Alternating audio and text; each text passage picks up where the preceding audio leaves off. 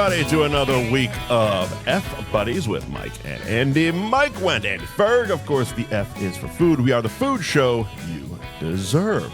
Thank you to our sponsors this week, the Girolamo Group of Cross Country Mortgage, Ben Franklin Print Company, Twisted Fate Brewing in Danvers, Anthony's Roast Beef and Pizza in Tewksbury, world famous Cabaret Lounge, Route 1 MP Body, Nick's Pizza Subs and Roast Beef on Essex Street in Beverly, Dom's Sausage Company out of Malden, and Mike's Amazing Foods.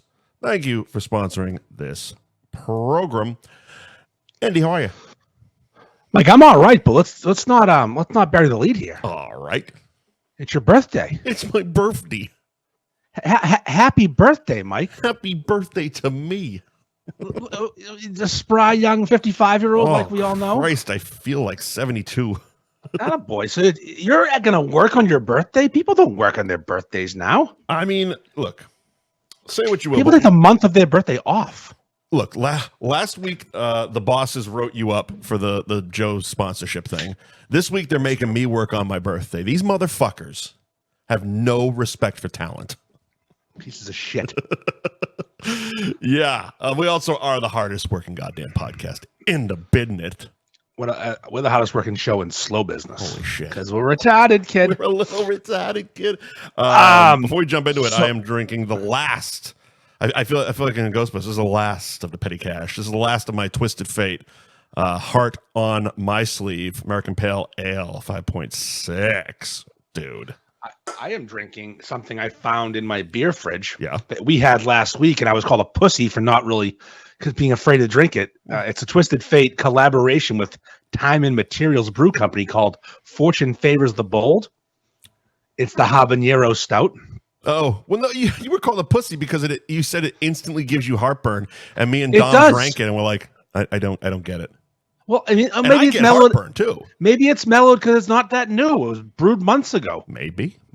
You know, I get some habanero stout, put it in the back of the beer fridge. Didn't see it back there because it matches the back of the fridge. I was hoping for a little bit more, a little spice or something. You know? It's mellowed as it aged. It's very mellow. Yeah, it was actually really good. It's fucking delicious. I got 3 of them for tonight. 3 9%ers. So who did Dave make that with? It says Time Materials Beer Company. That is a name. I don't know them, never heard of them, but Dave likes to do some interesting collaborations. Yes, he does. He's not afraid to collab with people you never heard of. No, he's not. One of the best beers he's ever brewed. Was a collaboration with a couple of fucking nobodies. A couple zeros on the can. One with a very successful podcast. Yes, indeed. One who's on a permanent hiatus. Hiatus?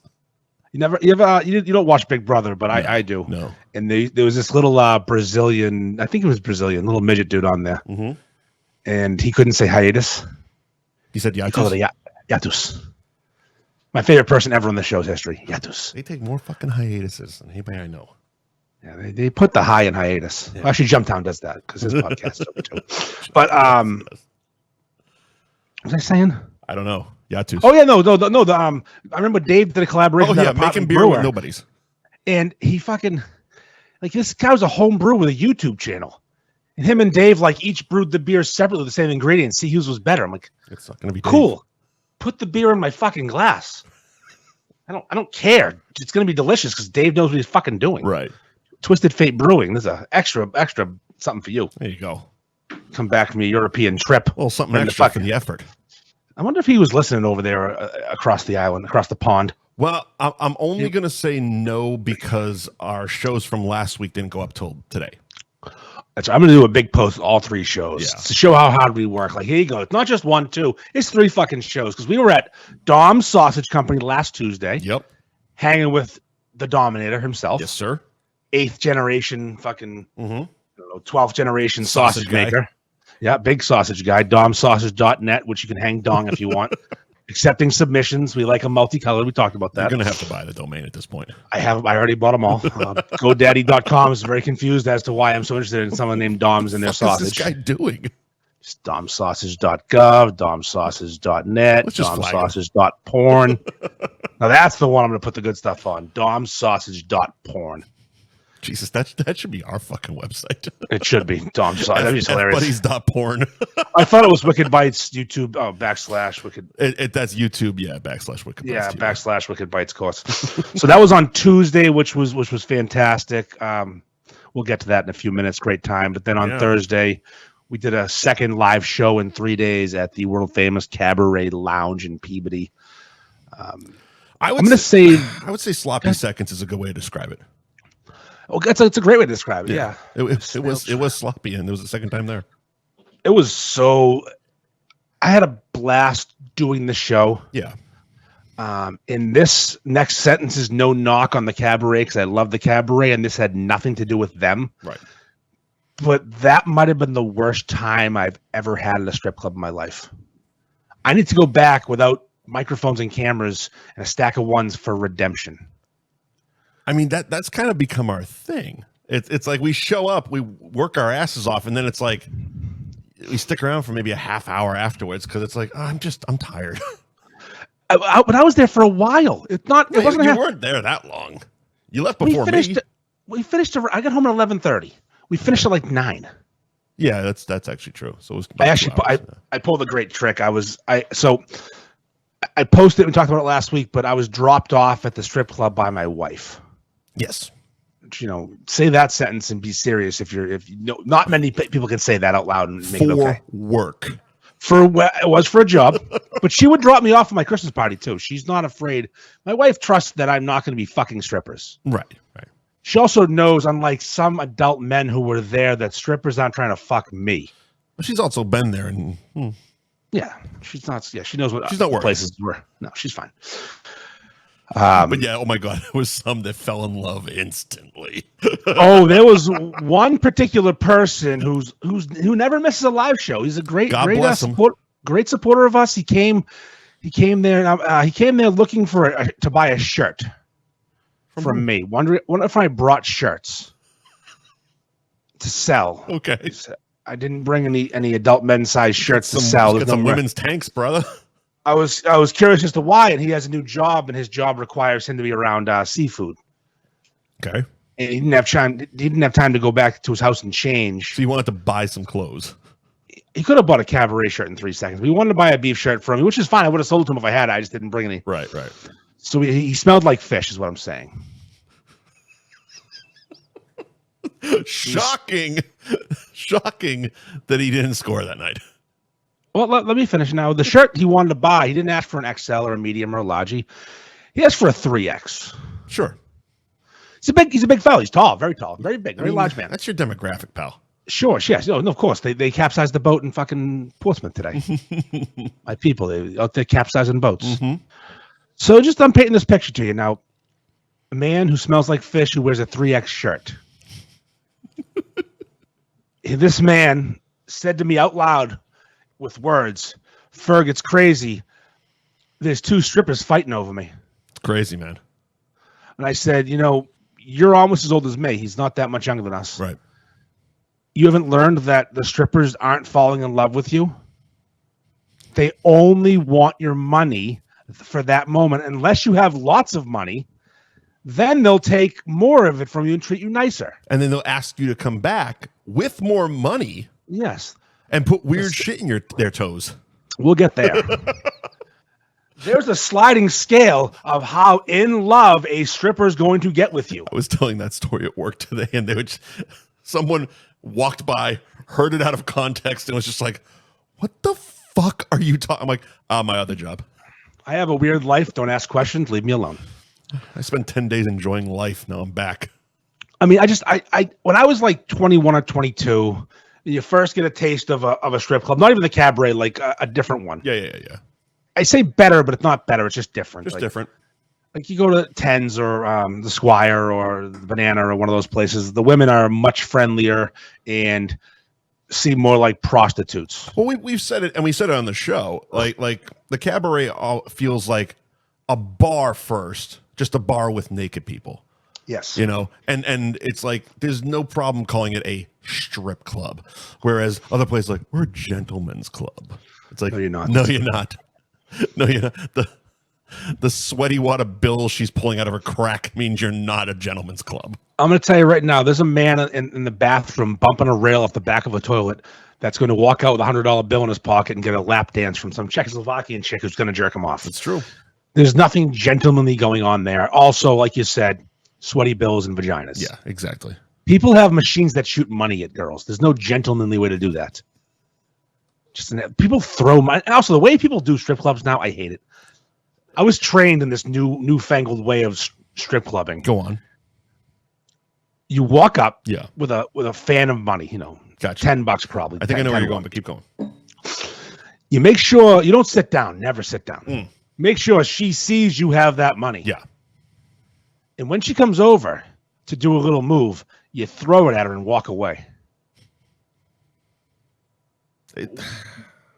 What are we doing? Why? Why do we do that? Why can't you be normal? Be a person. There's only one like common sense kicking in. What would be the reason behind that? Okay, let's think. What would be the reason behind that? It's definitely not the reason they want to do it just to look cool to their friends. It's looking cool. Yeah. And it's not even to the girl. It's to their fucking friends. It's making the girl feel like shit. Is what it's doing. But the only logical reason to do something like that is if you weren't interested in sitting at the stage and going one after one, as we were taught to sit at the brass rail and drop one after one, but you did want to get a lap dance with her, so you wanted to get her attention. So you walk up, you get her attention, you fire some ones at her, and then you go sit at your table and wait for her to finish and come over. It's basically going fishing. That's the only reason I could see logically to doing that. But that's not why they do it. It's definitely to look cool and feel cool. Definitely to look cool. I was involved in one of these things. I've definitely done it a couple times just because I wasn't hammered. I was like, oh, it's like, watch how you do it. I'm like, okay, I've been coming here for 25 years. Show me the way, Kemosabe. I think I did it at our last show when you were over there with Justin, and I think my reasoning, trying to put myself in that mindset. The fuck is Justin? Mario. Oh, Joe, Jesus Christ, Mario. And he blew us off the other night. Yeah, I think my mindset was because all the seats were full. I didn't have a seat. So I just kind of went over the top and went, there you go. There's some. Oh, no, of course, no. If you're a back table and the girl's doing some dancing. But I also didn't fuck off. I stood there purview, watched the show. Yeah, the fucking off part's the part that's like, come on, settle down. Strip club etiquette should be fucking so simple. I should teach a college class in how to strip club. Mm-hmm. Sit there, whatever the current climate is for money. I think it's $2 now minimum. We're not on fucking. I don't even know anymore. Who gives a shit, really? But like, you throw $2-3 up there, you get on the rail, you make eye contact, you say a dumb joke. Hope she speaks English. If she doesn't, it's even funnier. You look at her vagina, yeah. And then she leaves. Exactly. If you liked it, do it again. If you really liked it, spend $40 and get a fucking lap dance. I don't even think it's that much. But don't ever buy him a drink. Grow the fuck up. You buying strippers drinks. What are we doing? Guy. There was one of them. God, my fucking memory's so foggy. Asked us what we were drinking. We're like, beer. And I think you said, do you want one? And she's like, well, I like expensive beer. And I'm like, fuck you. What? Like a $30 fucking Bud Light? Okay, take a walk. What do you Amstel, you dumb cunt? Shut up. No, it's basically spend $30 on a beer, and the bartender gets a couple, and then she gets the rest. Speaking of, I'll give the Cabaret a nice little shout out. Actually, both of our live shows last week had us on scholarship with drinks, which was nice. It was a nice gesture. Because you don't expect someone to just hand you beer for free. Oh God, no! Like, No. You feel like they're going to. It's like it's hard to expect. Like, obviously, if we did it, Twisted Fate, Dave takes care of us. Coastal Mass is taking care of me when we've done that disaster of a remote live show when you were in Florida. I was there. Well, we did a disaster at Dave's place too. I think we owe him one. We do disasters wherever we go. Yeah, but we've gotten better. We bring disasters with us. We bring hurricanes. That's kind of the problem too. It really is. People yelling off camera like fucking Baby Huey and Sullivan. Oh my God, the Jesus. All right, so should we break the Cabaret night down into different, like, segments. I don't want it to get all muddy. We should, but I do want to put a pin in what you were saying, and absolutely, like Lawrence, Dave, like they take care of us. It's an appreciation thing, and it's like it's never. And we'll get to this topic a little bit later, but it's not like we ever like call ahead and like we need free shit. We don't demand. No, they just take care of us. Do you know what I did find funny? This is just it's my own thing. Yeah. I needed to eat before the show and after that. I needed food. And I ordered a couple of pizzas from Giovanni's, our former sponsor down the street on Lake Street, sure. Costa. Sure. I was at Giovanni's that day talking to Costa, told him I'd be calling. Didn't tell him I wanted free pizza because I didn't. I just told him I'd be calling and needed a Cabaret delivery. He's like, oh, I got you. You give him the heads up for urgency, not for free shit. Yes, exactly. Urgency is the key. I'll gladly pay, but get like when Ty Law went and got beef from McGee's. Yeah, I'll pay is for one of our just sponsors. get it fucking here now. Yeah. Nick's is one of our sponsors. They would have given me for free. Right. No, I said take my debit card and get the fuck over there. Hurry up. He's leaving soon. Mm-hmm. So I order the pizza. Pizza shows up. Kids completely baffled, walking in circles. I walk up, I hand him money, my own money, and I'm like, cash. Here you go. Take this and go away. Oh, I remember this. Huh? I remember. I know where you're going. Oh, and I was buying it for us. Yes. For me, which I will have zero trouble buying. You flew up. Yeah.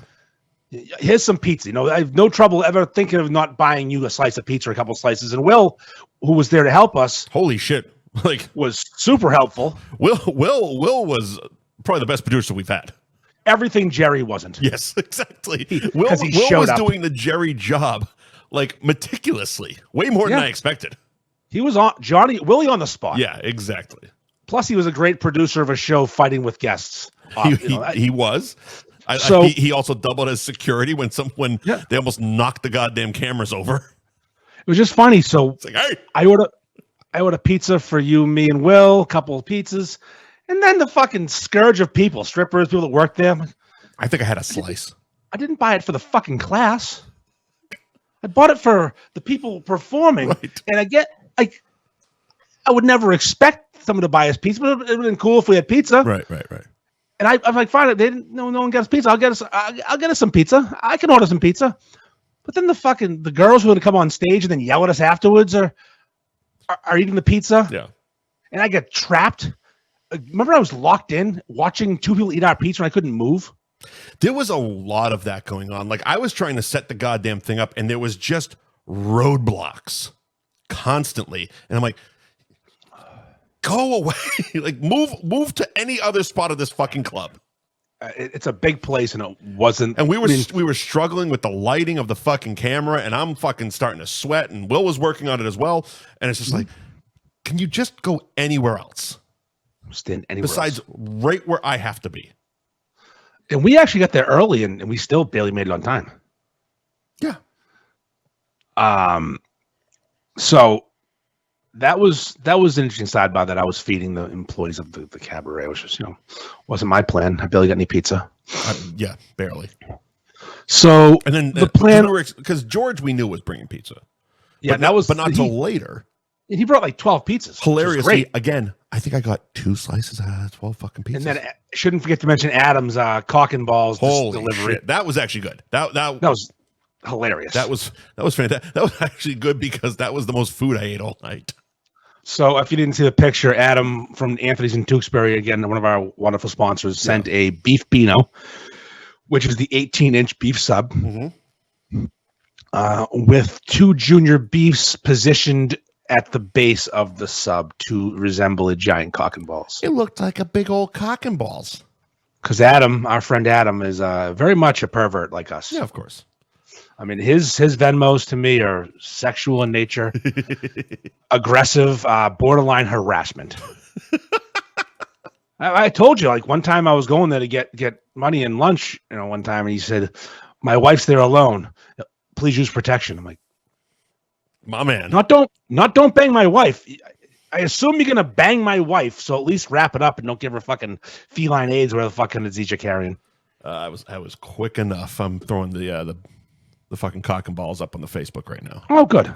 So look at that fucking thing. God, what a I don't even think the picture does fucking justice. Well, the picture they posted, which he should have sent me, because I would have used that instead. Yeah, it was much better lighting. It didn't have the red hue of a strip club. Well, listen, we've been over this before. The Cabaret isn't parading out Milan's fucking runway models. Mm-hmm. They gotta fuck with the lighting a little bit. Now they had the because it was amateur night. Yeah, the scale. Yeah, the numbers scale was the widest gap I'd ever seen. Yeah. The age gap was the widest gap I've ever seen. Yep. The old lady's gap was the widest gap I'd ever seen. Yeah. She had a gap. Mm-hmm. Big gape. We actually had a girl named My Gaping Masshole on. And her mom. And her mom. Now, all right. So let's talk about the guests that weren't naked. Yes. Because I think that Madison, a.k.a. My Gaping Masshole, yep, and her mom were fucking fantastic. They were awesome. Yeah. Great guests. Madison alone was great. Mom came up, didn't miss a beat. Called Sully gross. They called Sully gross. I could have done without the first 10 minutes of him yelling off microphone back at him. The irony is his name's Mike. You should know. Yeah. Exactly. Put a mic in your face. Put a mic in your face, kid. We had fucking 4 of them. We did have a lot of mics. Christ, we gave Will a mic. He didn't say anything.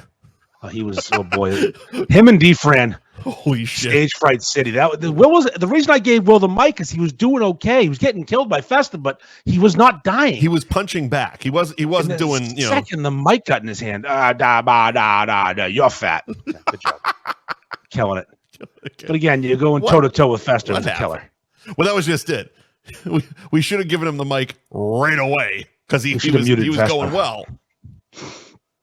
All right, so we had Madison and her mom on. Mom was a former cocktail waitress at the Cabaret. Mm-hmm. We revealed that Madison's mom had all the Cabaret employees dress up as the Wizard of Oz for her birthday party. Hilarious.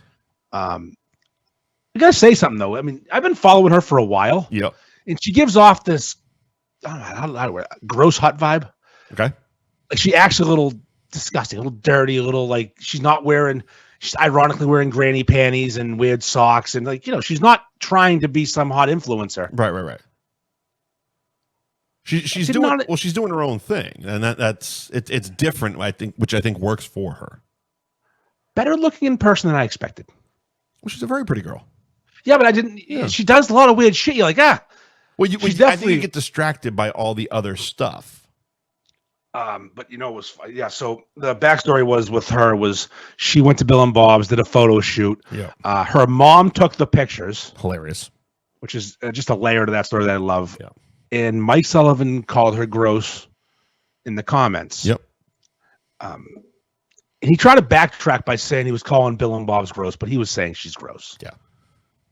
And he's not the one. She's not the one. She's not gross. You might be. Yeah. And it was fine for 30 seconds. 4 minutes in, I was like, can we get to the bit here? I just like them. It's after a little while, the mom finally just goes, "I think you're gross." I'm like, huh, good. I enjoyed that. I think she's like, he said something about it. Oh, the mom said, "Bite your tongue," and so I was like, yeah. Bite your fucking tongue off. That's right. Yeah. Bite your fucking tongue off. Oh, she's awesome. Just sit back. Yeah, she was. They were fantastic. Great part of the show. I wish we could have had Madison on again, but we had strippers who wouldn't tell good stories on instead. Who just wanted to show up and yell at their ex-boyfriends. Yep. We also, we'll just do this now. We had Festa. Mm-hmm. An absolute hurricane. He did give us advice though next time. Mm-hmm. Because he definitely prepares. Sure. For his visits, he said that we should lean back. What do you mean? If we're not going to, we laugh into the mic, and he said it fucks his jokes up. Oh, okay. He said some of the jokes weren't loud and clear because we were laughing. Oh, okay. I said, I'm sorry, you're funny, you fucking asshole. Yeah. No, but because I'll take it. Yeah. Next time, push the mics away and let Hurricane Festa work. Well, that was just one of the things I remember was D-Fran leaning in and asking me if I talk, and I'm like, how the fuck am I supposed to compete with this? Also, you were preoccupied with a lot of the tech stuff. I could see you looking in meters and levels and 4 fucking microphones and people, and music that was all over the fucking place. Of course, no, you weren't dazing. You were working, right? I was also fucking exhausted at that point in the week. Do you know what else too is that what fucked us up is I didn't bring my headphone cord that plugged in the board. Right. And I couldn't hear you well. I assumed with that. all the just background noise and the hurricane of Festa and everybody yelling. That. I could hear the girls because they were right next to me, right in between us. But you talking to me with someone else there was impossible. Yeah. It's something that's in the back of my mind. I think because it's going to be a while before we do another show, just because winter's coming and I don't fucking like winters up there. No. But it's something that I'm going to work on because it's my feeling is putting the guest in the middle isn't great. Because what I noticed is there's a lot of them just going back and forth and back and forth and back and forth. Whereas like we can kind of, if we're sitting next to each other, we can hear each other well, but we don't have to be staring at each other, but we can both be looking at the guests so they don't have to keep turning their head away from somebody. That was just something I took note of. But remedying that is figuring out what to do with this fucking arm here, which was the big thing. Yeah, we'll work on that for next time. Definitely headphones. Again, we got time. I think we just need a pair of headphones for me and a pair for the girl, and that way everybody can hear everybody. Yeah. Extra headphones, kid. Headphones. So yeah, Festa came on, was just throwing fucking daggers at poor Will. He called him a spoiled bag of milk at one point, and I lost my fucking mind. A microwaved bag of mayonnaise was my favorite. Oh. He told him he goes out with 2 condoms on a flaccid dick. What's even going on with these? He's just. I don't know. I go back and watch the clip. I'm not going to try and do him. Obviously, you know, but like I'm not going to try and do Festa justice. Just I put 15 seconds up, and it was piss your pants laughter. But it's funny because it was obvious because we were doing the show. We didn't know what was happening, but clearly Will and Festa were going at it all fucking night, and that bled into Festa showing up on the show. Will basically followed him right over. Well, Will's not going to back down. He'll take the loss. He's not going to. They were going after you left. They were still going. I was texting both of them on Friday night. I'm like, am I just going to marry you two? Like, I'll get my fucking license. And Jesus Christ. Festa was looking to fuck someone that night. Could have been Will. He tried a lot of. He had options. A lot of options. Baby Huey. Fuck. I almost pissed. Baby Huey. I like that he called him Baby Huey. Your Merchant Marine haircut. Oh my God. A few good men trying to fuck a few good. Just he doesn't stop. He doesn't. You can't even. But that's also why we have him. He also, I mean, he joked. His first joke was, "I just put my dog down the other night." It was so. He good. did. Oh Jesus! He did. His dog has been put down. It was a fucking joke. We all did. Yeah. His Irish Wolfhound he had to put down the other night. Yeah. He had to call D-Fran over to help him because the thing's huge. The whole thing. Yeah. So yeah, even through adversity like that. You know, back in the day, Brett Favre, the day his dad died, had a great football game, and I'd put Festa's performance on our show after his dog died, like right behind that. Maybe even better. Yeah, I mean, you had Michael Jordan had the flu game. Brett Favre had the dead dad game, but Festa throwing absolute fucking daggers at poor Will. Festa the day after he put his dog down at the sloppy second show at the Cabaret. Yeah, you mean that's got to be up there with the flu game. I think it's gonna be up there one of the best games ever. Like Larry Bird's broken back, coming on in the Olympics and dominating, like stuff like that. Mm-hmm. You know, men just performing under adversity, playing like men. Yeah, he's Festa's a first ballot Hall of Famer, and I can't wait to do more shit with him. He's a lot of fun. And again, he cut my hair today. He did a great job. Fantastic. Always does a great job. He just sweats on me a little bit, breathes heavy, and cuts my hair. Uses a Ryobi. Kept telling me to shut the fuck up. I'm like, I can't even talk. That was the funniest part. You were every time you would open your mouth and you couldn't really open your mouth when he's around. It's like, aren't you gonna shut the fuck up? Yeah, Mike's telling you to talk and Festa's telling you to shut the fuck up. I'm like, you fucking D-Fran. What the fuck is happening here? How come some people, when you put a microphone in front of them, clam up like that? Because Will and D-Fran are both great off the cuff to your face. Keith on Facebook, you're a marsupial. Yeah. What the fuck? Who did he call one of the strippers a marsupial? Or was it Will? He was calling everybody marsupials. He was definitely calling a stripper the marsupial though, and it was the one that was yelling at us because she kept coming back over. Yeah, well, she was the most fun, but she was a lot to handle. I'm shocked that she's divorced. Shocking. It's crazy, right? Yeah. That level of crazy, I assume husband for life. Who would have thunk it? So we had a handful of strippers on. Yes, we did. Dancers. Yeah. The first one that came on, even though there were cameras clearly visible and everywhere, Yes. I let her know there are cameras. Mm-hmm. And she was not prepared for that. Apparently, this mother of 4 has school-age children that might see this.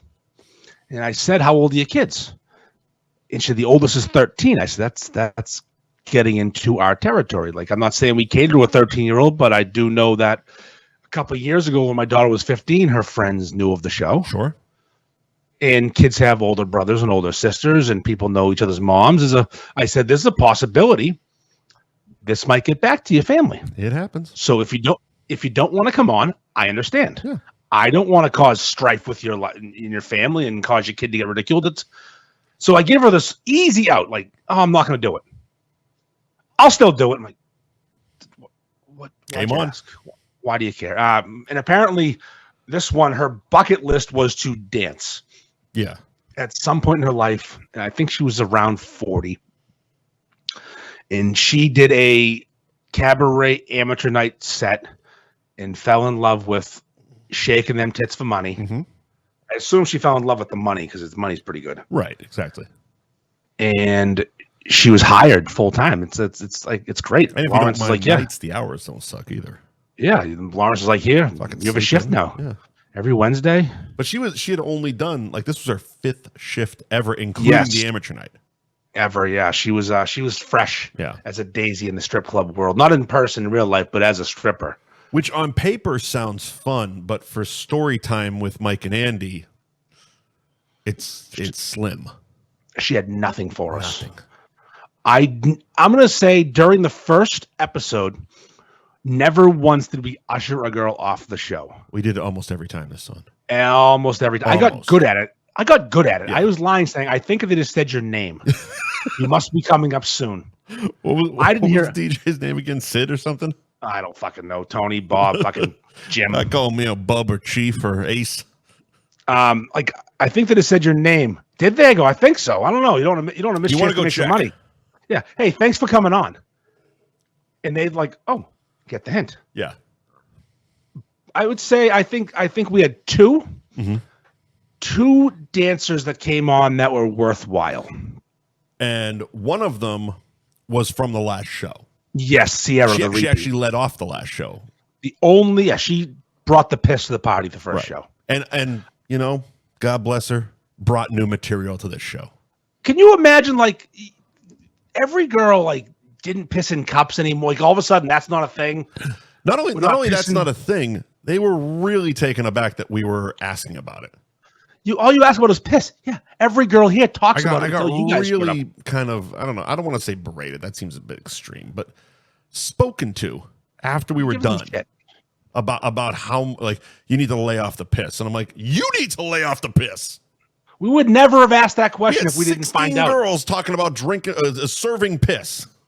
Yeah, and mostly to Vern. Yeah, fucking Big Vern's consuming a lot of piss. I really want to find out who Vern is because my mother's ex-boyfriend's name is Vern. He doesn't live far from the cabaret. That guy's definitely a legend. That wouldn't shock me to find out he was fucking. He used to sleep a lot and was lazy and he had no money though, so we couldn't afford this shit. Yeah. He's kind of an asshole, anyways. I didn't care. So yeah, Sierra came on with more Big Vern piss stories, obviously, but she brought a new one to the table, where Big Vern and her drove to a Chick-fil-A drive-through. This is an important item. Drive-through. There are no Chick-fil-A drive-thrus local to us, like very local. Interesting. There's Methuen. Where's the closest Chick-fil-A to you? There's one at the mall, in the mall. Okay. It's not a drive-thru. Unless she misspoke and it was the one at the North Shore Mall and they got like curbside. It wasn't like they were ordering much. I mean, what if you got curbside? That's fucking even better. We're going to do what you're going to do. And you stayed in the parking spot, and one of those little fucking religious nerds from Chick-fil-A comes out and sees you, what Vern was doing. He was licking Chick-fil-A sauce. So he was taking, he was putting the Chick-fil-A sauce in between her toes and licking it out. Delicious. God damn. Now, Chick-fil-A sauce is one of the greatest sauce is known to man as far as fast food goes. Fucking legend. Jesus, there's a lot of pulp in this fucking thing. So, not to sidetrack, but I bought this at Total Wine strictly based on the can art. I don't know if you can see it. I can. What is it? There's a fucking Legion of Doom right there. What is it? I can't see it that well. So it says it's made by Hoof Hearted Brewing. And I've heard of them. It's called If You Can't Be Good, Be Bald. Double IPA 8.5. Not sure where they're out of, but yeah, the can art is that's sick. Yeah, fucking Legion of Doom right there. And I was me walking. And Mo should do that next. It was when I was going through looking for Hogan's fucking beer, and down the aisle, I'm like, oh well, I have to get all the wrestling beer. So I got fucking that. I got 2 different fucking beers from Austin. It's like Jesus Christ, I went all in on it. I was also hammered when I was fucking shopping. Shopping at Total Wine Drunk is a fun experience. Oh my god, I got fucking bunch of main what is it? Main lunch, main lunch, yeah, lunch, and you told me pepper was good. Is it what is it? It's called Peeper first. Peeper, really? Okay, well that's how fucking much I've paid attention. I got both of them in the goddamn fridge too. That's fine. They're IPAs. They're delicious. That's all right. I'll throw some fucking some content Mo's way, I guess. So fuck that shit. You have to chug them. Sierra definitely stepped up her game on the show with her letting Big Vern in the front seat of a car suck Chick-fil-A sauce from in between her toes, which again is an important distinction. It's not bad. It's not bad. It looks like good beer. The beer, yeah. I mean, Chick-fil-A sauce off feet is disgusting. It's gross. And I'm sure she's a clean girl, but it's like, come on. Do you know that particular dancer, that lady of the night, if you will, was the most popular among the other dancers? Interesting. Every girl wanted to fuck Sierra. She's also very nice. She's really nice. Not something you hear most people say about a stripper, but my God, she's personable. Oh, super sweet. She's fun. She's funny. Yeah. She'll tell a story. Yeah, she's got a great fucking personality. One of the best personalities. On the Facebook. Mike's Amazing Mayo is great in between the toes. Listen, we'll find out. As long as the check fucking clears. Check shows up at some point. We'll fucking get a check. Tashi, you should stick around for the word of the week because it's we think you can pull one of these off. Mm-hmm. What was it? A Zoofer job? ZJ. ZJ was a Zoffer job. It's a germ. I'll do Tashi's version because she's here. I don't want to miss it. All right. Because this isn't the word of the week, but it's a derivative of it. A Zoofer job. Zoofer job is when you is he blow air in a guy? No, he sniff a guy's asshole. Oh, that one. Okay, so yeah. So basically, a Zoofer job, which isn't the word of the week, at least not the one we intended it to be, but it's a derivative of ZJ. A Zoofer job is when the woman sniffs the guy's butthole until he urinates. Yeah, that's definitely a Tashi job. I want Tashi. Yeah, TJ. I want TJ to do it to fucking TC and report back. Let me know how it goes, Tyler. Sniff a butthole till a man pees. I don't even know who enjoys that and who's. I don't know how any of that. Like again, I have so many more questions than anything else. It's like, is one stimulating more than the other? Is one impacting the others? Do you have to prep? Do you have to prep the pee, or is somehow her sniffing your asshole stimulating your pee? I don't know enough. I don't know enough about pee, to be honest. I'd rather have someone blow air toward my ass than sniff it. Fair, yeah. I like the air sensation would be nice. I'll probably get him to pee quickly, but not. That's gross. The dogs piss with us. Also, how many us's are in there? It sounds like a lot of people pissing at the same time. That's a real question, actually. Why are there more than one? I mean, I pee outside sometimes. Multiple dogs, multiple people, dogs and cats pissing together, mass hysteria. And sometimes Leo joins me outside to pee, but that's it. Just two of us. It's just a couple guys fucking pissing outdoors. Never been a third fucking wheel involved now. I feel like there's 4 people involved now. 2 dogs and 2 people. Oh, yeah. Oh, and hers, absolutely. Yeah. Yeah, I think TC and fucking TF are fucking out there with the dogs. Yeah. Just pissing and smelling each other's buttholes. You could probably do like a human canine centipede with sniffing buttholes and peeing. I mean, Jesus. If dogs especially. Tashi, if that isn't a Christmas card. Imagine so you're going to put dog person, obviously. Oh, and the neighbor's dogs got involved. Oh, we got neighbors' dogs too. We can It was a big old bohemian piss fest out here. What the fuck? Let's get a Christmas card next year. Underwear, Absolutely. piss fights. Person, dog. Yeah, human, canine, The human Christmas centipede. peed. Yeah, the centipede of pissing and butt sniffing. Fuck yeah. And who's the one in the middle? The lucky Pierre. You loved that one this week. Oh, boy, holy shit. The fact that we had to put guests in the middle, Lucky Pierre was said like 47 times and nobody got it. That's okay. Even I had to be reminded of what it was. I got my joke. That's all that matters. That's all that's important. So that Sierra girl was fantastic, as she always will be. She's a first ballot Hall of Fame. Her and Sierra and Fluidity from the first show are the first ballot F Buddies Hall of Fame guests. Yeah. Female stripping guests. Obviously, Festa we'll name the Hall of Fame after Festa. Yeah. This other girl who I don't remember her name. Okay.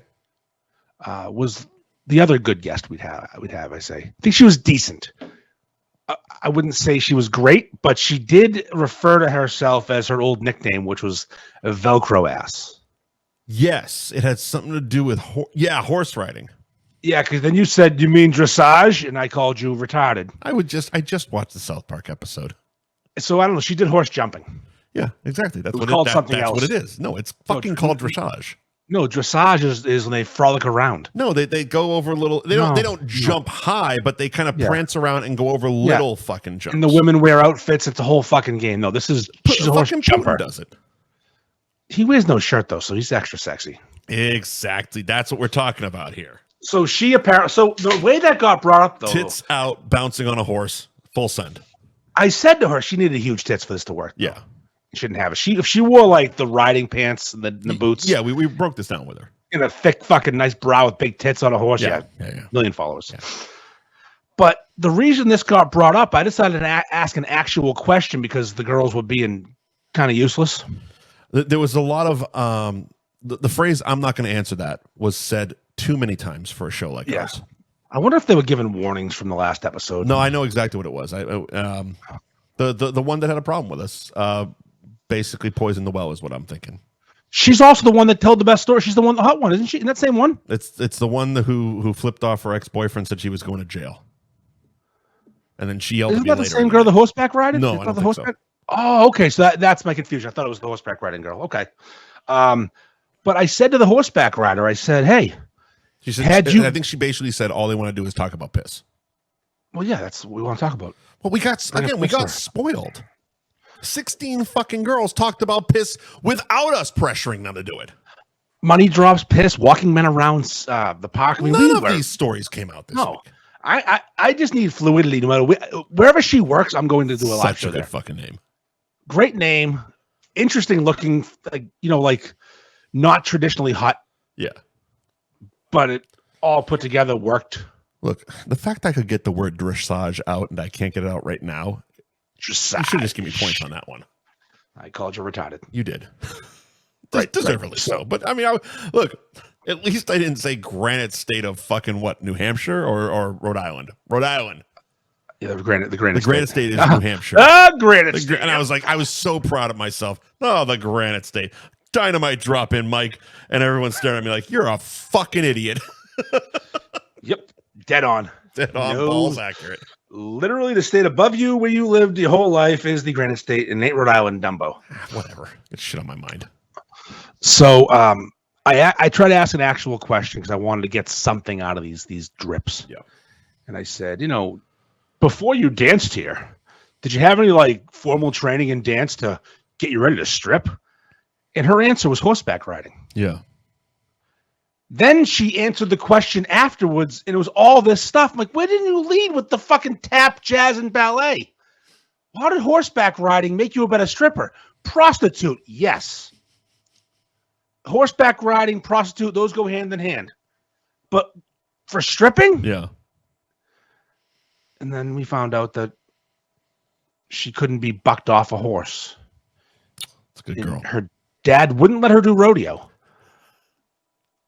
But she showed him. Oh, yeah. Yeah, no rodeo.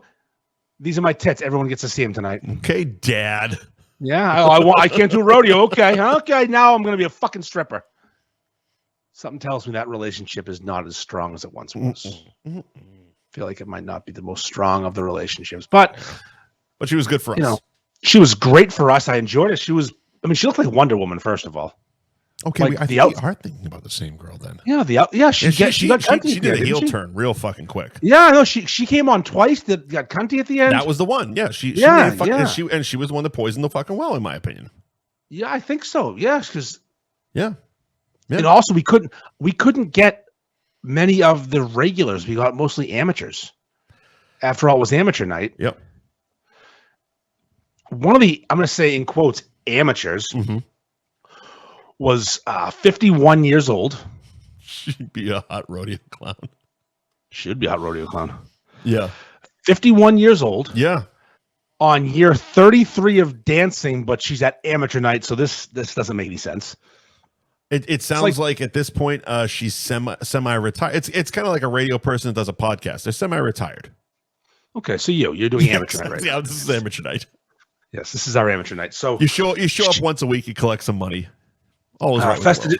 Festa just joined. You missed our ball sucking session, Festa. Yeah. Go back about 20 minutes. We sucked them good and cupped them for you, just for you. Cupped the balls. We talked about my haircut. It was the whole thing.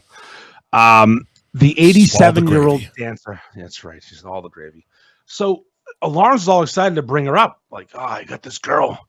She's 51 years old. She's still got it. She showed us her tits. That's all that mattered to me.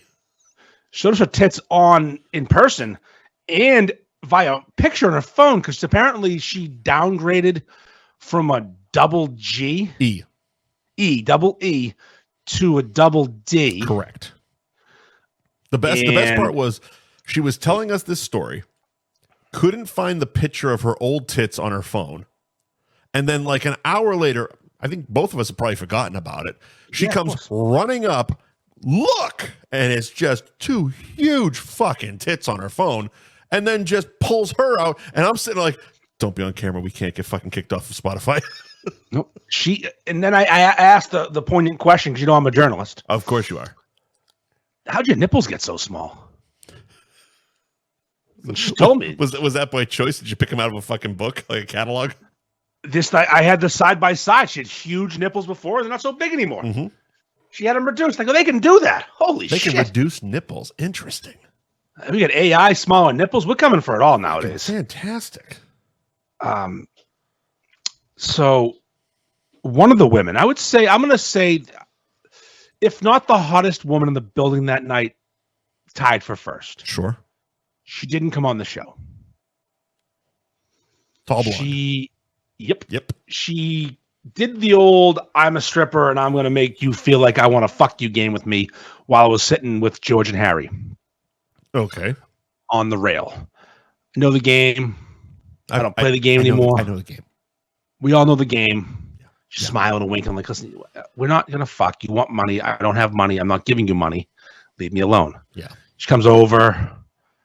I said, how come you didn't come on the show? She's like, I had to research your show before I did it. I'm like, the fuck does that mean? There's been signs in your building for a fucking month. You don't have to research anything. Look up one episode. Look up the episode we had 6 months ago. So don't pretend like Lawrence didn't tell all of you that what was happening. Yes. And the way she said it was very vapid. Go ahead. I didn't like it. I don't like it. I don't know. So she's like, you want to come over here and have a drink with me? I don't like your fucking show. Do you want to come buy me a drink? Literally. So, I love strippers. Maybe we'll do a private dance afterwards. Oh my God. I said, we will never do a private dance. But if you want to chat about some, future possibilities, I'm networking here, Mike. Sure. Plus, I was on scholarship, so I thought, look, I'll buy her a drink. I'm paying for shit. Right? Oh, you're paying for that one, aren't you? Oh, yeah. That was a $40 fucking round. Holy shit. I don't know what she got. And you didn't pay for yours. That's the funny thing. Yours was on scholarship. Hers is not. I think hers had champagne and gold flakes in it and shit. And a little bit of a kickback. Yeah, a little kickback, maybe some fucking rolled up dollar bills, whatever. She starts talking to me about secrets and she's got a book coming out about her experience as a dancer. Neat. But also, it's also about sustainability and Mother Earth. Oh my God. And my dog. What the fuck are you talking about? I was in prison for 20 minutes with. It's so weird. I'm not gonna lie. I want to read this fucking book. And the environment. Now she has to come on the show. Holy shit! The book. She wouldn't tell me what it's called. It probably doesn't have a title. No, I have a title. It's so good I cannot tell you. I go, do you think I'm going to write the stripper memoir about sustainability and electric cars and steal the fucking name? Didn't she try to get you to invest in it? Yes. She wanted me to. So because you come over, me and Will and Harry were talking. I have a Kickstarter. And you were so pissed. You're like, I'm getting the fuck out of here. I was just propositioned to invest in a fucking book. Yeah, she did some Kickstarter money to get it. I'm gonna self-publish it. So, but we're all drunk, and I only heard like half of it. I thought you were talking about Madison's book, and I go, "Oh yeah, she was telling me about it, and she had some interesting fucking photos. Here, take a look." Those photos were something. But no, not that book. Where did those Madison's photos... book is actually fucking quality. It's was fucking Madison art. Was Madison hanging snatch, or was that someone else's snatch? I'm just trying to figure that out. It's so. I know it's roast beef involved. It's super fucking snatch. creative. It's like, yeah, she basically. I gotta as a Zapruder film these fucking photos because like I can't tell if she photoshopped the beef into the pussies or actually put the beef in the pussies. And there was a James River bottle involved. It was where the pussy ends, the beef begins. It's all in her book though. It's gonna be a hell of a book. That book I'm reading. I'm gonna have a signed copy. Go to Instagram, My Gaping Masshole. At My Gaping Masshole and pre-order a book someday. See, I got stuck with fucking tall blonde bimbo fucking Kickstarter campaign, buying her drinks for 20 minutes, and she's just looking at me and we're talking about. She's like, my dog. I wanted to fucking shoot myself. See, Tashi's got the right idea, and I would absolutely buy this in a heartbeat. Is it going to be an audio book? And I hope she narrates. Oh my God! I will just yeah. First day of my stripping journey. I'm actually in law school, and I'm trying to pay my way. Fuck off! Just ear fucking poison coming through me, and again, the hottest woman arguably in the room. Yeah, she was. Looks wise. Yep. I mean, personality, and I couldn't get away fast. I thought I was gay. It was funny because I'm pretty sure Will tried to wrangle her like 3 fucking times because he kept coming back going, "You want the blonde, right?" I'm like, "Yes." I gotta do some research. Research your podcast. I don't know. I'll have a Yorkie too. Follow my Yorkie on Instagram. I'll follow yours. Okay, follow me on Instagram. I'll follow you back. That actually happened. Those conversations legit happened. Oh, I got it. Okay, now I'll follow you. Now we're connected. We can talk. I started lying about owning the bar. We had our own little area. She just was. She wouldn't leave. I was being nice. No. Network. I know what it is because I yelled at you during the show. You fucking wander. You wander. When the show was long over. Oh, I know it was, but you're a wanderer. You just kind of roam around. You don't plant yourself. You got to plant your ass. I should. Then I ended up. It was a point. You're like, I'm gonna go sit your fucking ass down. You're not wandering again. True. I didn't have to pay. I was gonna go get something. I'm gonna find a guest for us. I'm gonna go get a guest. I'm gonna piss. I see Andy throwing bills. I'm like, I'm reading the ads twice, motherfucker. Tyler and Tashi saw. I think it was a moment where you were reading ads for Ben Franklin Print Co. Yeah. I was off of my own space world, and Mikey S was up there fucking trying to get all the strippers to bang him. Well, he did that all night, yeah. Tyler was just like the dichotomy of both of them because he could hear you behind him, and the visual in front of him was that. Yeah. So Joe after I finished up with his ad read that week, of course, after I finished up with that shit show, I come back. I end up walking back toward the bar. Yeah. And D-Fran's there with people, and now he wants to talk outside because him and I are having our little tiff. 20 minutes outside, he's yelling at me. Oh my God! Not the time, pal. all the emotions are coming out. I get it. Yes, we have things to talk about, but it's not time and place, my man. This is not the time, my man. And it's like I wanted to fucking kill myself. We're drunk. We're emotionally, mentally fucking spent. We just did 2 hours of a goddamn show. We had a beef. He was propositioned for a GoFundMe fucking book about dogs and strippers. Sustainability. Mother Earth. Sustainability. Go fuck yourself. Can you imagine that? I'm trying to save the world one lap dance at a time. If I pull my left nipple out, you're going to love it. My right one's even bigger. It's sustainability. Electric cars are the future, and so are thongs with batteries so I can get off when I'm on stage. Jesus Christ. I'm going to invent a dildo that just stays in there so I can come when I'm on stage. I'll be sustainable. It'll run off my sweat and my tears. That's how you save Mother Earth. Oh, my God. So I get 20 minutes outside with D. Fran. I get fucking 20 minutes with Vapid Valley fucking whore. No wonder when I saw you, you looked so spent. I was so defeated. I'm like, pal, I've been sitting here with Will and Harry just hanging. What are you doing? And I get Harry and George at the pervert row, and they're hilarious, but I can't understand George. He's yelling at me, but not in a funny way, talking about sucking me off, and he's got braces, and it's going to be a dick wrecker, and Harry's just laughing. Again, these are Harry did 2 weeks in Portugal. Harry, I don't know if he mentioned that to you. Oh, a handful of times. He also kept telling me there's only 3. 3 what? 3 people who can do it. Oh God, he was so and two were there. Only one other person that can do it like Harry. He was so good. He was so fucking good. It was so funny and so good. And Harry and George on the podcast talking shit to each other was fantastic. Yep. Thoroughly enjoyed Harry finally saying, "Fuck you, I'm gonna win next year." Like, all right. Sack the fuck up. This is why we do the show. Yeah, we need this content. And I let them both know, and I will say it out loud to anyone listening. Yeah. There will be a new winner of Beef Madness next year. You did call that. There'll be a new winner. I tell you right now, and I'm not saying anyone's better than anyone, because as you know, I'm a beef slut. But if Ted Laundy still owns Laundy's next year, in March, Laundy's wins Beef Madness.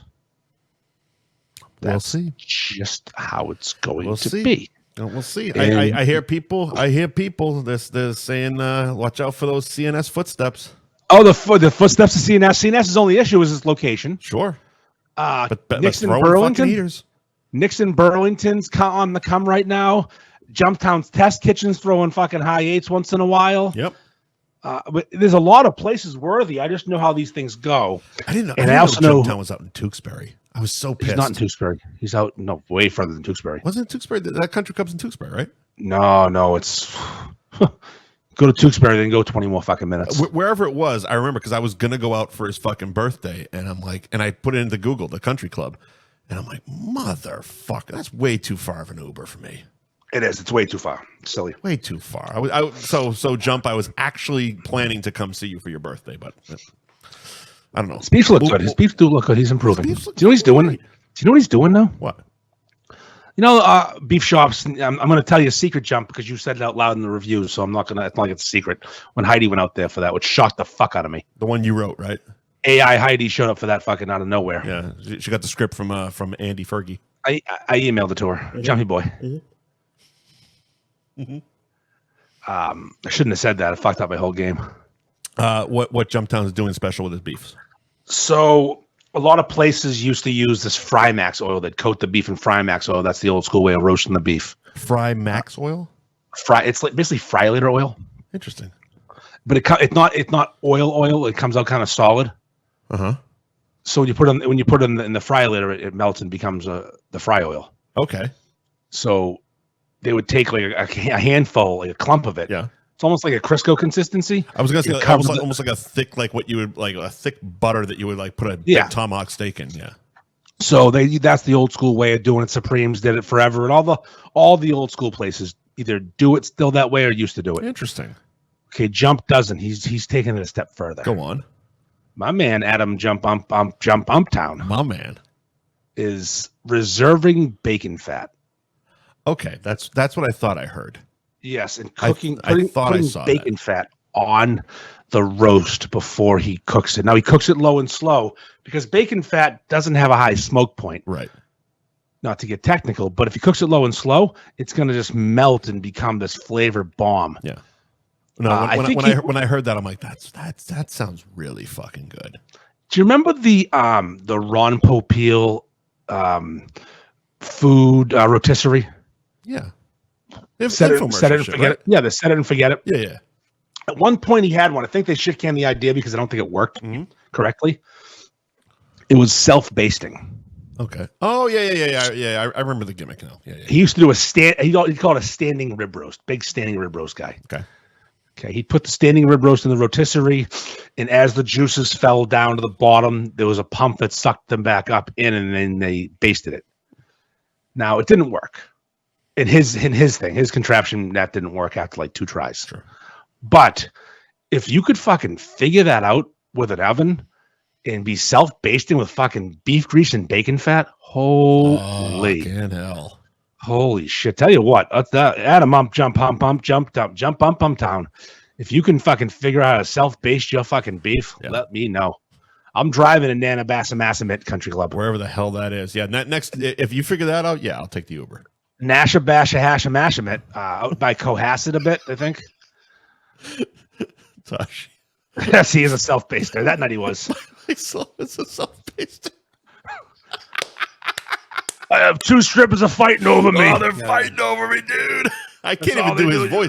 Fucker has a deep voice. I can't even get that gotta bring it back here and talk real slow. I don't know. 2 girls are fighting over me. Okay. You had 4 slices of pizza, a fucking beer, and 2 bitches before we even had our microphone set up. Listen, that's efficiency right there. That man's efficient. Self-basting. Oh, fuck. We haven't even talked about. We're gonna do ads in like 2 seconds. But we didn't even talk about. I think we can announce it. Food is coming back to the cabaret. Oh yeah, because they got the state approval. Yeah. So that was the big. So backstory I can tell is, Lawrence told me a while back that they let their food serving license lapse before he was involved. Okay. Before he was running the place, previous people didn't want to do food. They let it lapse, and getting it back was an issue. Sure. So they had to go through a bunch of hoops, and they finally got the okay from the state of Mass to start serving food again, which I bet, knowing what that place does and is, knowing what state we live in, I bet you getting an up and running kitchen in the state of Massachusetts at a strip club isn't easy. No, I would assume not. I bet you health code violations are a concern. I'm assuming doing anything in the state of Massachusetts is a chore, to say the least. So the cabaret is 1 step closer to bringing back food. The next step is to hire kitchen staff and get that kitchen up and running. Yeah, because the reason I was reminded, because last time we were there, we were trying to get Sullivan a job. Yep, and he got himself a new job though. Instead, he's now a fishmonger. Now he smells like fish. Now he stinks of fish, which was funny. And this might be rude, but I'm gonna say it anyways. Go ahead. I didn't notice it Thursday. I didn't notice it. But I wasn't smelling for it. I mean, I'm just based on. There was a lot of smells going on in the cabaret. Based on location, this could be crass, but I didn't notice an extra fish smell. There was a lot of women. There was a lot of booze. There was a lot of food. There was a lot of fat men. We were missing 2. We didn't get our cute bartender that was on last time that came on. That was fun as hell. Nope. There was a bartender there that seemed friendly, but she was like, "I'm fucking off." Yeah, she was great. And then the other one was fine, but she didn't have any interest in joining us. No. I think we're better off on a Tuesday show when the place is less busy. Well, it's one of those things. That was kind of the issue too. And I didn't think of it when we started this process of doing a Thursday night show with them.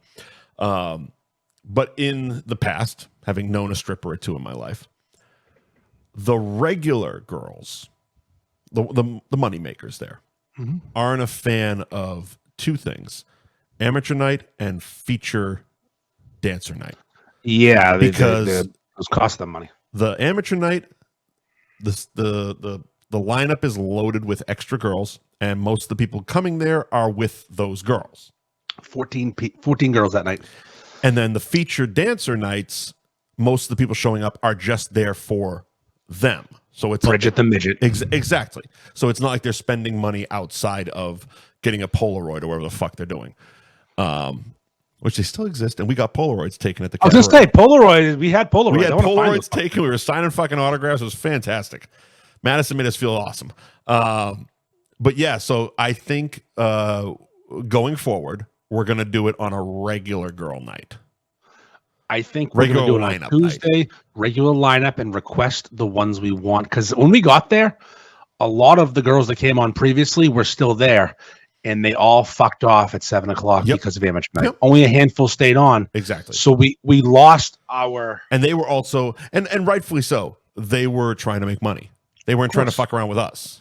Nope. No, I'm with it. And again, listen, we've learned so much throughout our many years of strip clubs podcasting that I think we have it down to a science now. Yeah. Yeah. So I think going forward, if we do a similar 2 live show thing when I'm up in Boston, it's flipped. Yeah. We do strip club on Tuesday, regular place on Thursday. Dom's Meat Company. Right. Also on that website, domsmeat.com. Dom's Big Slapping Meats. Just fucking Sausage City. All right. If you're into slapping heavy Italian meats, you got to get with Gary Girolamo. He's got that big old slapping Italian meat.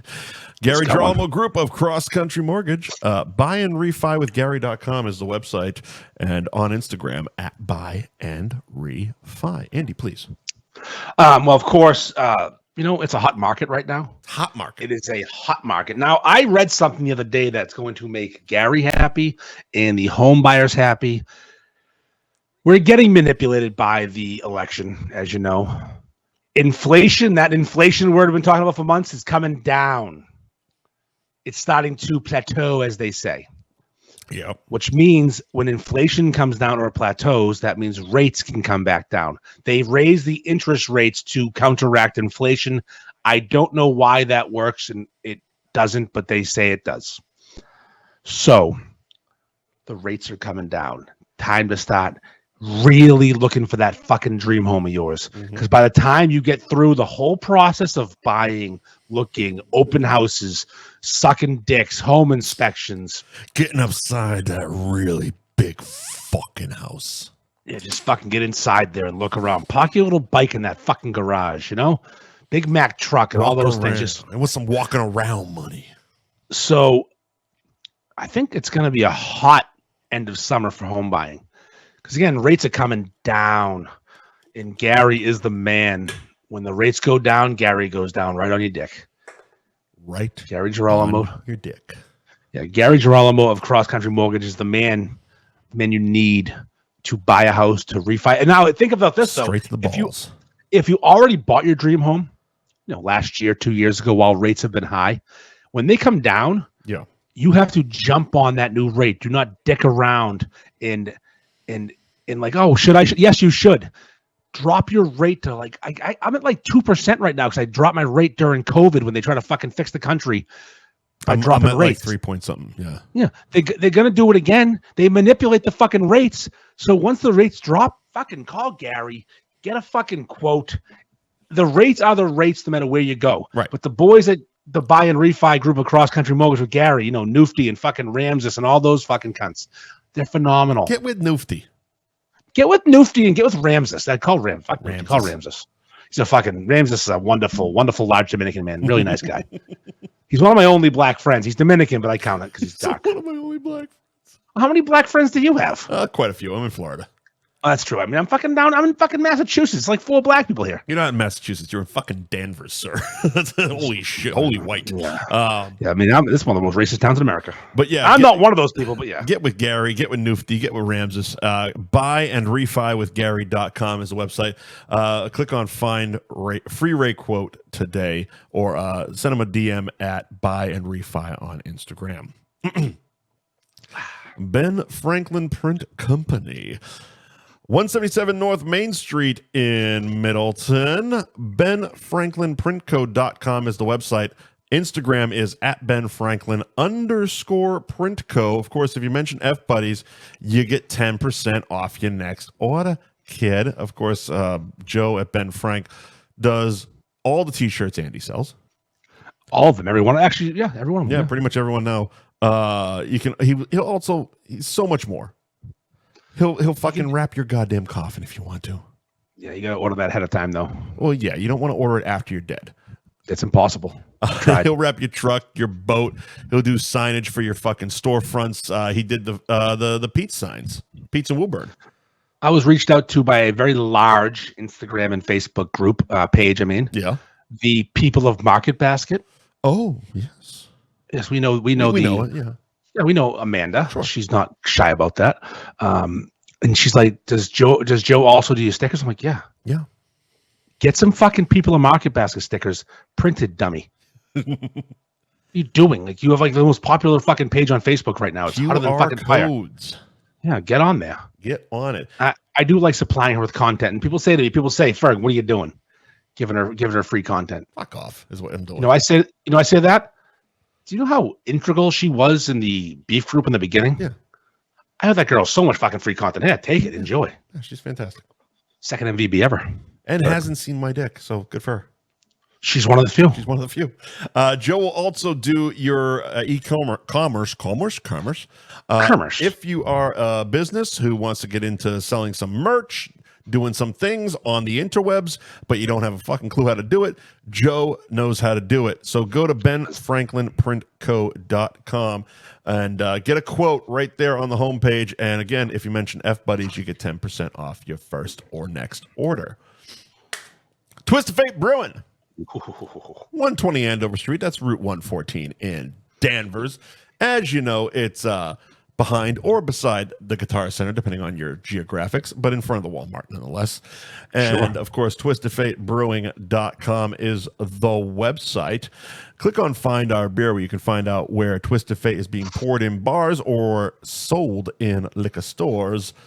Twist of Fate Brewing on Instagram is where you can find their taproom hours as well.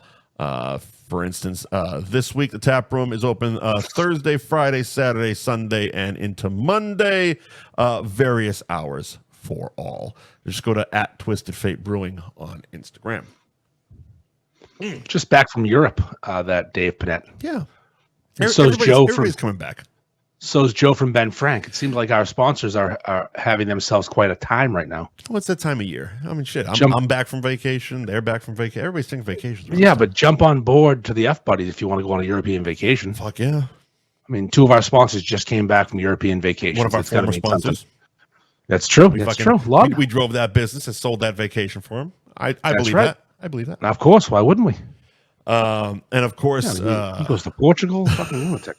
Anthony. Actually, hold on. Oh. And George is going to Albania. Another former sponsor. And George is going on vacation. He's already there, I think. What's today? Tuesday? Yeah, he went yesterday. Yes, I go to Albania. You come to Albania, you're famous there. You were fucking asking about Albanian women. I was just like, what the fuck are you talking about? Like, you think I know? You don't know. But of course, Anthony's in Tewksbury. 1921 Main Street in Tewksbury. Website is anthonystewksbury.com, where you can order online, join their loyalty program, buy some gift cards, etc., etc. On Instagram, ARB Tewksbury, where you can see some of the best fucking restaurant food porn you can find, and along with the Beef Bambino. But you know what? I think they're gonna have to change it. They're gonna have to do an extra fucking challenge. Anthony's Cock and Balls. Gotta do the Cock and Balls. Cock and Balls. Big. It's called Adam's Cock and Balls because his name's Adam. Yeah. Adam's Cock and Balls. Adam's Cock and Balls. Come eat Adam's Cock and Balls. Come get a little bit of Cock and Balls. But yeah, holy shit, that thing was massive. Just fucking ridiculous. And look at their Instagram for a better picture, because this picture stinks because of light. And the picture that they fucking have the Instagram, holy. I did so much editing to pull that out too, because it's like it was basically just a red photo. It's a red picture of red meat. Yeah. With red lighting. With basically red sauce. Yeah. Yeah. It's all red. It's all fresh, pink, and warm. You know what's funny is we ate those juniors. We ate those juniors, and Lawrence took a snag of the fucking beef Beano, And they were cold. They were fucking They were delicious. fucking delicious. And the bun held up. Holy shit, that bun held It up really well. did. Which is a shocker considering how fucking wet it was. Fucking wet. That sandwich got so Fucking wet. Wet. No, it was awesome. I don't know what the hell happened to the rest of the beef Bambino. I assume strippers ate the long way. I don't Pretty know. sure strippers, Will, Festa, they all just fucking went face first into it together. Imagine Will and Festa fucking Lady and the Tramp in that thing. Holy shit. Jesus Christ. Get that on OnlyFans. We're going to have it happen at a certain point. Those two need to fuck or fight. I can't deal with this anymore. Imagine getting like a weird octagon on the cabaret fucking floor. Just two huge men brawling. I mean, you know that we would just be dealing with 2 heart attacks. Oh, yeah. Although Festa would cheap shot the fuck out of him. Instantaneously. To both of them. Well, one's going to swing and miss and fall down. Shoulder out of socket. Yep. The other one's going to fall over him, and we're going to laugh our asses off. Winner by TKO. Us, not them. So while we were doing the reads, Patrick over on Facebook said the talent is there on Friday and Saturday nights, not on Monday, Tuesday nights. Sir, beg to differ. First of all, you don't want to do a podcast at a strip club on a weekend night. It's just a fucking nightmare because that's their nights. Nobody wants to talk to us at that point because there's just money there. You want to go on the Monday and Tuesday nights because it is a job for them. They do work multiple days a week. It's just some of the days of the week they're there. It's slower. That's when we bring in the podcast. That's when we bring in the people. That's when they give us the stories. Not Wednesday or Thursday nights. Never Thursday. Nope. Never Thursday. Nope. Never again. Nope. All right. What else we got? Fucking hell. Jesus. I feel like we should get to this. Well, let's hold on. Let's discuss my friend Dave. All right. Dave Portnoy. Oh, your boy. So I've been trying to crack this nut For years. for lack of a better term. Years. Yeah. And it's annoying because everyone, you want to be Portnoy. Yeah, I know. Yeah, I do. I want to fucking be rich and famous. I'm sorry. Do you not want millions and tens of millions of dollars? Yeah.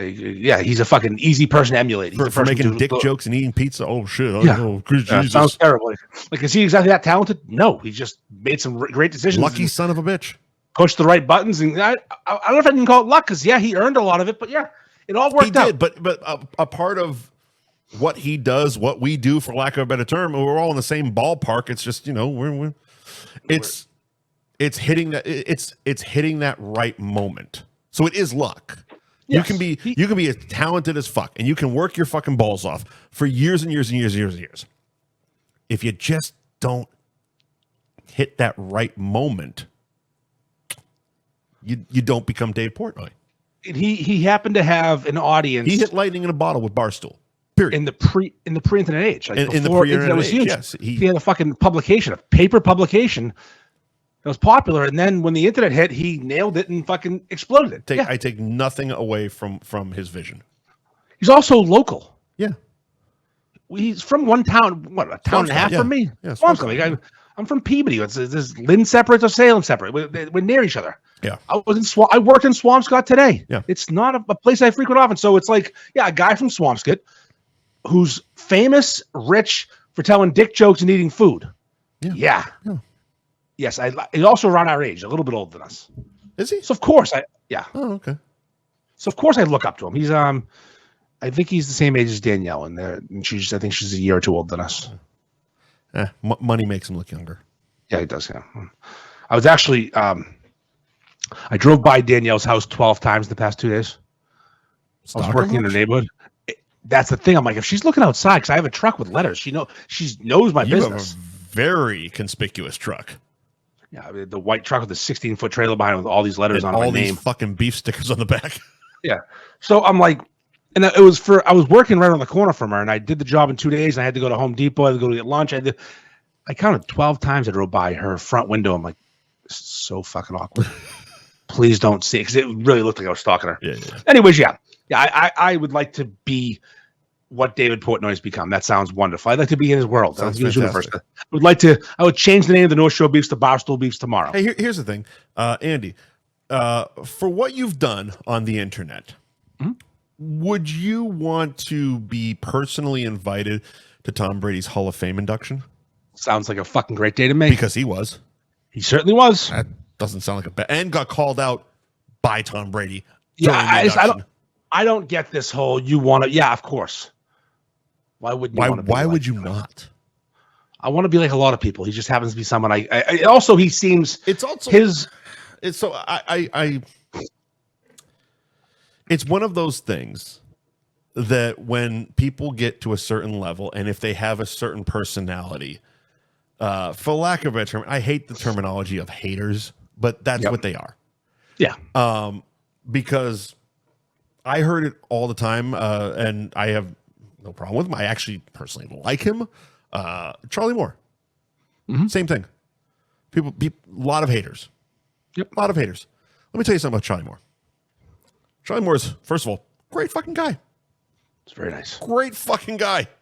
Hell of a guy to hang out and drink with. Let me tell you that much. Also, as hard as he works, his job has been being on summer vacation for over 30 fucking years. He fishes and goes to restaurants, and he's built a literal empire. Yeah. He's a very successful human being. Very successful. And by me saying he's been on summer vacation, it sounds like it's diminishing, but he understands what I'm saying. It would be like if I hit it with the TV show, all you do is go to bars and eat. Make it look good, man. Sounds terrible. Make it look good and get some fucking money out of it. He hit, I didn't. Yep. That's all there is to it. Plain and fucking simple. So yes. Yeah, and also like you aren't mad at him for hitting. 100% not. Like I said, I love Charlie. I'll be quite honest with you. It'd be cool if you hit two, but yeah, you don't get mad at people. I don't get mad at people who's successful because that's loser behavior. 100%. It's Getting mad at someone because they did well is loser behavior. They did it. Yeah. They're literally in the process of living the dream. Yeah. They're actively living it. Yep. We're working on it. We're trying. So the reason I bring up Portnoy is he went to Samard's in Wilmington. Yeah, I got a few messages about you probably being pissed about it. I was like, oh, don't worry about it. I'll be okay. Yeah.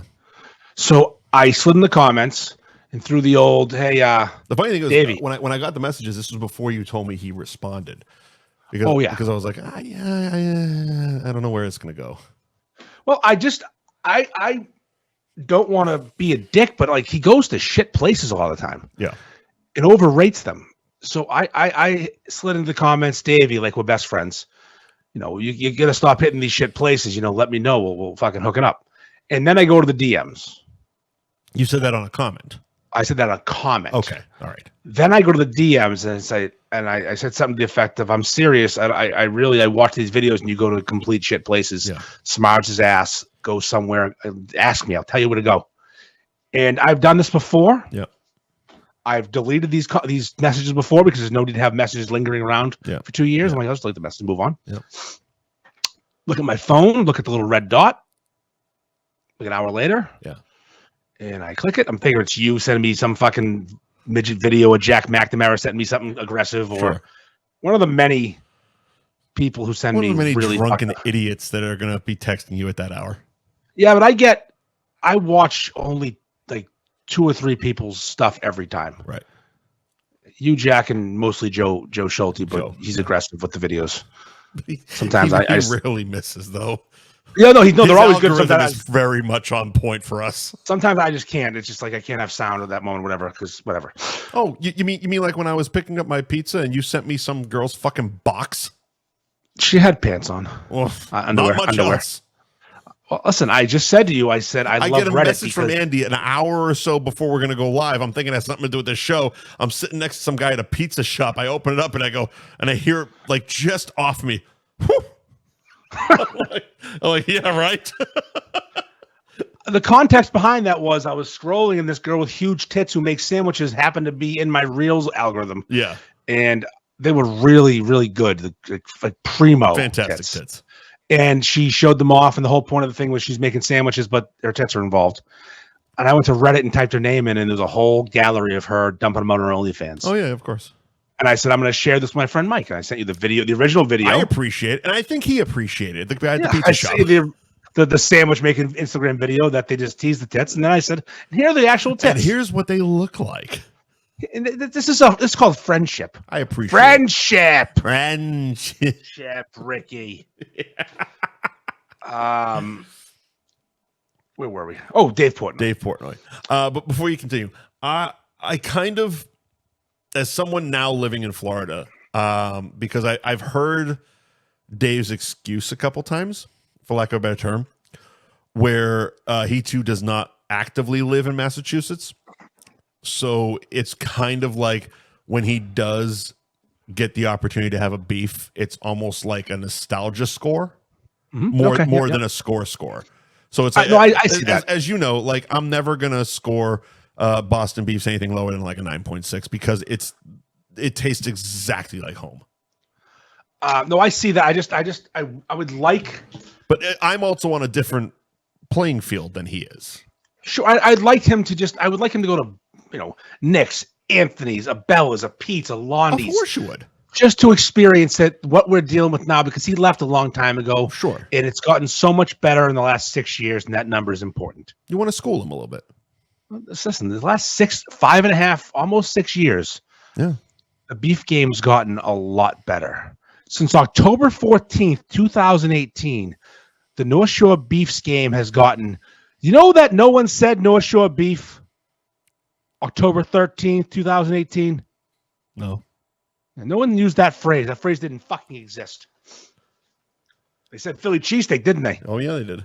Someday when I'm fucking dead and buried, I'm getting fucking credit for the North Shore the phrase, the North Shore Beef. I didn't invent the sandwich. I named the fucking thing. We're going to have Joe called the coffin for you. Oh, yeah. They don't have Nondis on there, fucking Harry and George and Ted Londy. Family tree. It's going to be like the end of Happy Gilmore. Everybody's dead hanging up above the tree. Chubs and the alligators. It'd be fucking great. But yeah. So Dave does his review at Samar's, and he referred to, it's hard to tell. Some folks say he said big. Some folks say he said king. King beef, big beef. Yeah. And he didn't get the onion roll thing. He was confused by a lot of the things going on there. Yeah. I'm here to say. Did he not get a three-way also? Did I see that? He got just sauce. Okay. He tried to order a big beef with sauce. He got a super because they don't do big beefs. Which, again, there's no telling how long he's been, for lack of a better term, out of the game. That might have just been how he ordered it his whole life. Yeah. And you know what? And people are like, oh, big beef. No, big beef was a fucking thing when I grew up. Big beef was a thing. And I think you said even so, king beef was a thing. King beef was not as common. Yeah. A king beef at Omega Pizza in 1998 was a double-decker. Yeah. It was a double-decker super. It was on a seeded bun, but it was a double-decker. So it was probably around the same amount of meat as a super extra piece of bread. What it looked like he got was your average large beef. Yeah, you got a large beef on an onion roll. Which should technically be a medium. Yeah, Samar's didn't exactly. So it's like that scene in Role Models. Yeah, where he's like, Grande is large, Venti is not large. The only word doesn't mean large. Well, I did this when we did the TV show and we did Billy's. I did it with Billy. We were sitting outside and I'm like, so you got a junior, you got a large, which is the medium, and then a super, which is actually a large, and then he's like, yeah, it doesn't fucking matter. It tastes good. I'm like, yes, exactly. Yeah. So the junior and the super are the only things that are universal. That makes sense. Yeah. Okay. It's that middle. The medium beef is a regular. It's been a regular. Yeah. I grew up as either the regular or the big beef. Yep. There's a large beef. It's also large, a regular or a big beef. Yep. It's the medium. It's the people coming for people. It's just these young hip fucking douchebags who just learned how to eat a roast beef sandwich 3 years ago. Yeah. Don't know that 30 years ago when I was fucking eating these things, they were sometimes big, sometimes large. It's or a regular. I think Bill and Bob's does regular. It's kind of like so when I was up there, Mom wanted to stop at Dairy Queen, get a soft serve. Oh, why wouldn't you? And I'm looking, and I'm in there with her. I'm like, there is 7. She never. Hold on. Your mother likes no. She's a hard. No, she likes soft serve. Yeah. Oh, I thought she liked hard things. Fuck you.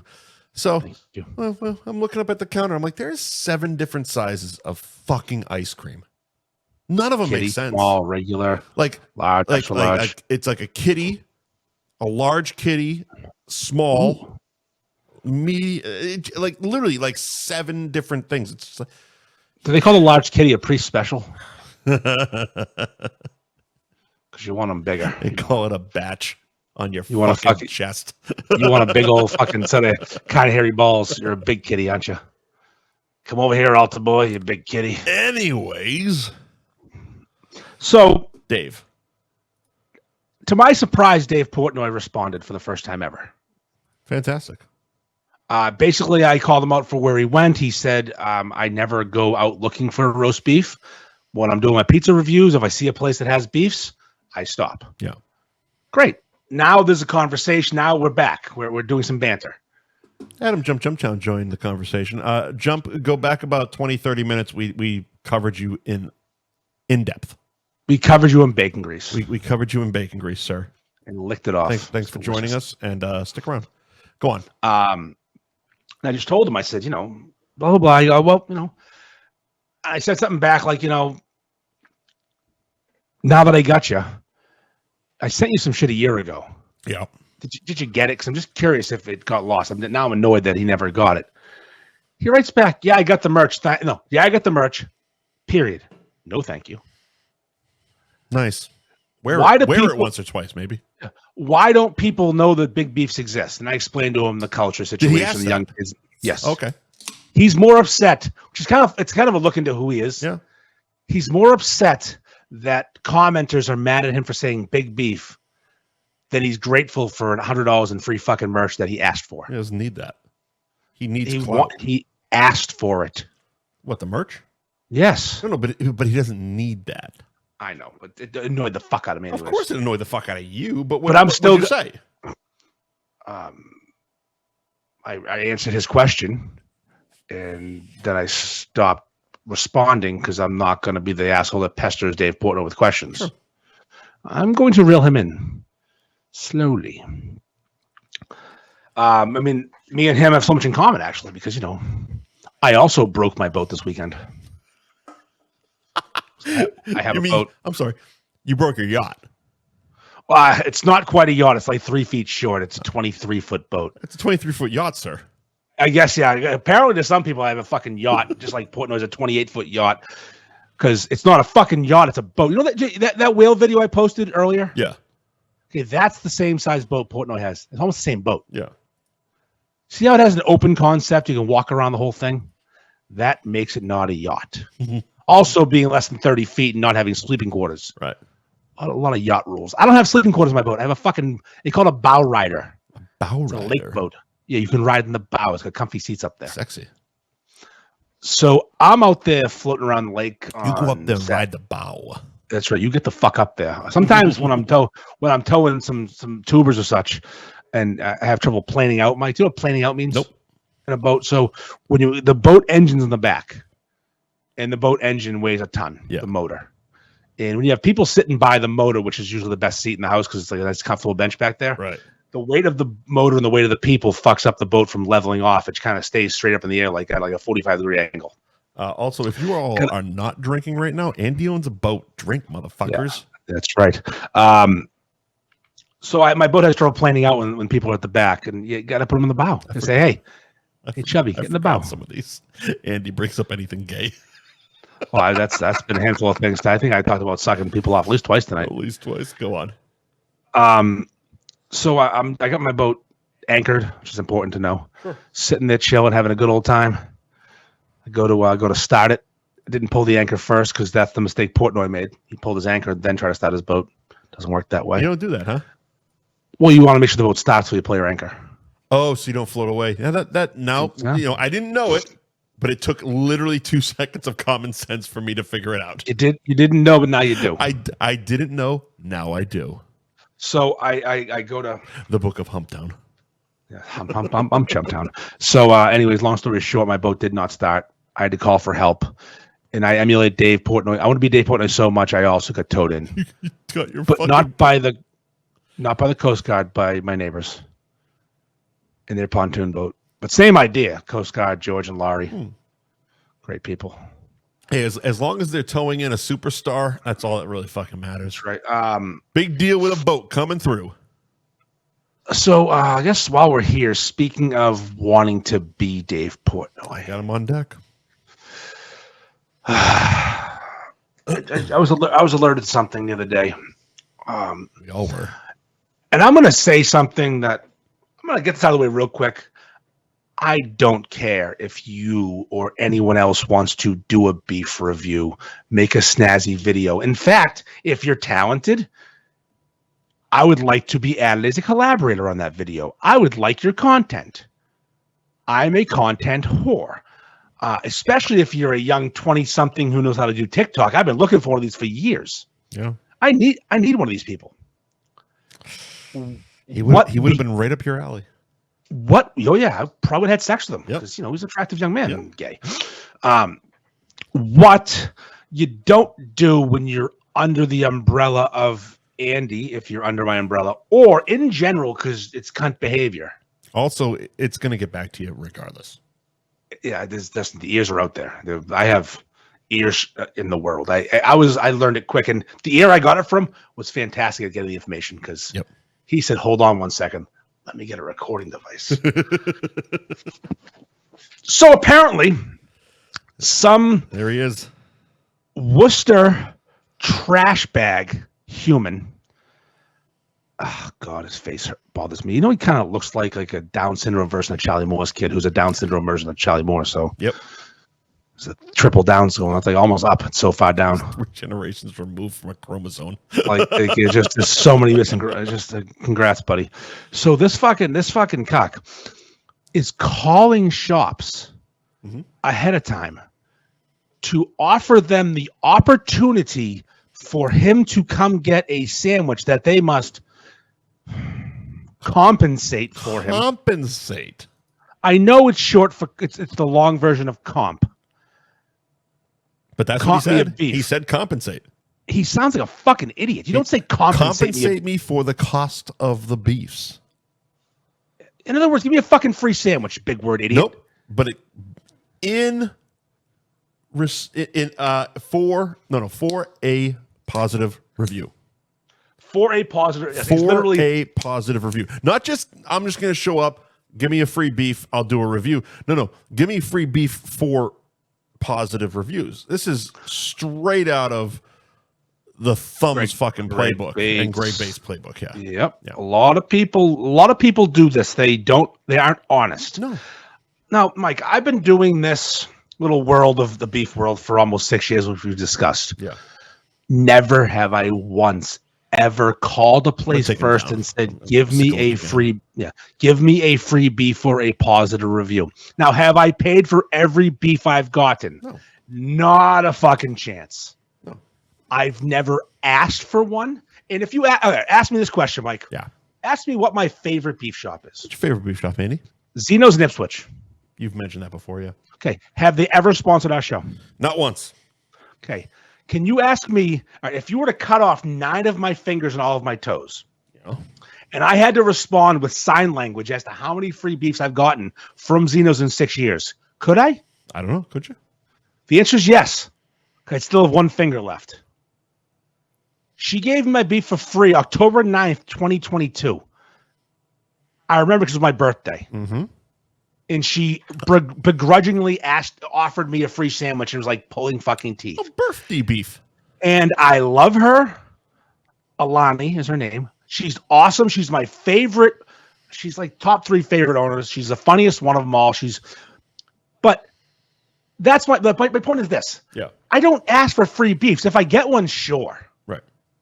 I mean, to call a place ahead of time and ask for a fucking free beef for a fucking positive review with your fucking shitty platform that you just started reviewing beefs yesterday and your fucking beef. Anyone who knows me knows I love a good roast beef sandwich. Just like how Portnoy does pizza.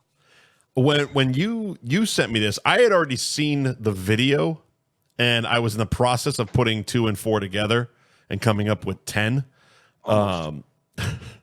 But didn't know about the calling ahead part. He was already a cunt. Yeah. He's done 2 beef reviews. He was already a cunt, was already getting the deep dive. I kind of put together who made the post on the group.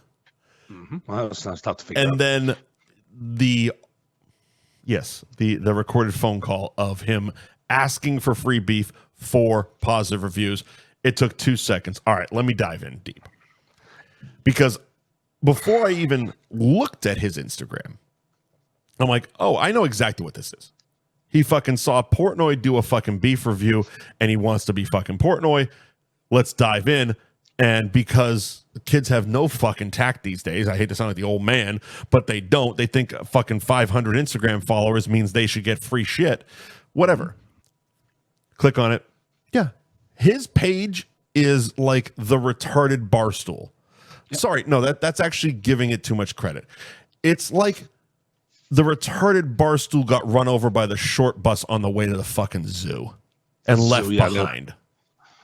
They fill the zoo bus to make that page. Fucking horror. He's done literally 2 food reviews ever, and they were both beef shops nobody's ever fucking heard of this week. Well, Londy's in Hanover, but first of all, it's the wrong Londy's, which he was claiming was the Peabody Londy's. Yep. People say this is the best beef ever. Wrong fucking place, dummy. First of all, do some homework, you fucking high school child. Secondly, the first one was out in Worcester that honestly I had never heard of it. I don't know if you had. New England. Oh yeah, New England roast beef in Worcester. And the reason I know about it is one of the beef group members who does frequent reviews lives out that way. Okay. He comes here for work sometimes to the North Shore, gets himself a banger. But once in a while, when Eddie Holmes is hankering for a beef, Eddie gets himself New England roast beef and always says it's a 5.5 at best, but I needed it. So this fucking dullard has this beef out in Worcester that maybe 2 people, you and Eddie, have ever heard of, and literally says, this is the best beef I've ever had in my life.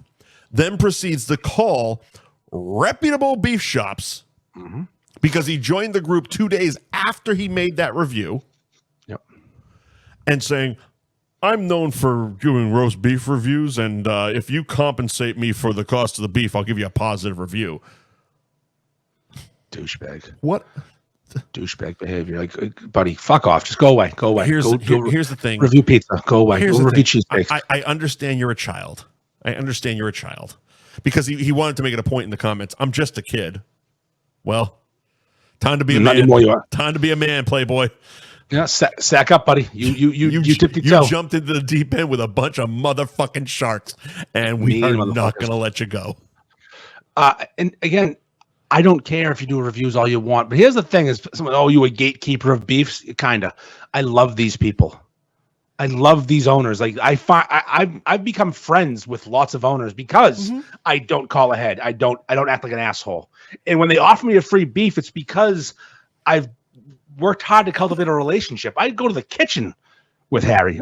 He was gonna be cunt of the week, but Eddie Holmes, hottest person in the zoo. I just saw that one. Listen, Eddie Holmes. Listen, guys. Eddie Holmes is a black wife. Lay off him. A white dude looks like that pulling a black wife is impressive. And even okay, so Jumptown saying he did Worcester reviews as well, and look how he turned out. Yeah, but the difference was Jumptown was doing reviews. Jumptown was just crushing fucking doors and eating beefs. He wasn't calling ahead being like, yeah, I'm a reputable fucking douchebag that's gonna fucking mostly Massachusetts people. Yeah, exactly. Massachusetts. You go to the Massachusetts beef, buddy. Fuck off. I'm serious. Like, just go away. Just go away. We don't need you. You're probably still in high school. I don't know if you got your GED or what the fuck you got. But seriously, he's in his fucking 20s. Do an ounce of homework. Ounce of fucking homework. Like I said, he joined the group 2 days after doing his first beef review and fucking that all up, and then fucking up completely the wrong Londies. You know how easy it would be for him to fucking notice, reach out, and say, hey, yeah, I'm in. Make videos. Let's work together. I've been begging for a fucking child to make content for me. I do it different. I do it on Star Reviews and Slop. Oh, he does it on the Slop, not the Flop. Hence the pizza review. Oh my fucking God, you're right. I didn't notice that. Oh my God. Oh, I fucking zapruted the shit out of him, which is also a reference he wouldn't understand. Kennedy assassination. Yeah, no fucking kidding, bitch. But I'm old. Fuck you. Listen, you know it's not Diesel. You know it's not Diesel. Oh, the Kennedy assassination. Everything is so fucking Diesel. Suck my dick, you fucking dullard. Do you know what's even funnier though? Because here's something that is Diesel. Do you want to hear what's wicked fucking Diesel? What's Diesel? The truck parked in my driveway. Oh, an actual this Diesel. Fucking Tesla driving fruitcake. This fucking you know what? It's an actual diesel, not Kevin Nash. Do you think he has this fucking pronoun having cuck? He's a they them. We all know he is. I bet he has pronouns on his Instagram. Either he's a they them or he's a rapist. There's no in between for this generation. What are your pronouns? Roast beef? Is that? Mine's a roast and beef. Yeah, roast I'm also a beef. fitness model. Roast and beef, and I'm a fitness model. That's called a fucking Instagram You're handle. a fitness model. You fucking. That's what it cunt. says on my. That's what it says in my profile. Pronouns: roast and beef, fitness model. I'm gonna put him up again. Fuck him. I just don't understand the whole fucking game. Piece of shit. Oh my god, he's definitely. When Charlie Moore one time, so like 20 years ago, Charlie Moore jerked off into a cup, and some fucking retard took the cup. Yeah, and she drank it, and somehow this kid came out, and he was born rectally, which is confusing. Consumed orally, born rectally. We get this beef cunt. Oh my god. I just come on, just get the fuck out of the game. Don't, because I'm going to obliterate your fucking. I don't like you. I find you awful. No, you fucked up. Don't call my friends asking for fucking free sandwiches for compensation for positive reviews. Don't be that cunt. And he got quiet real quick when I brought it up to him. Oh, it's literally that from Messes Society where he's like, you know you done fucked up. Yeah, you know you done fucked up, right? You know you done fucked up. It's the scene. It's the scene in Bronx Tale when the bikers fuck up the bar. Yeah. Now you can't leave. Now you can't leave.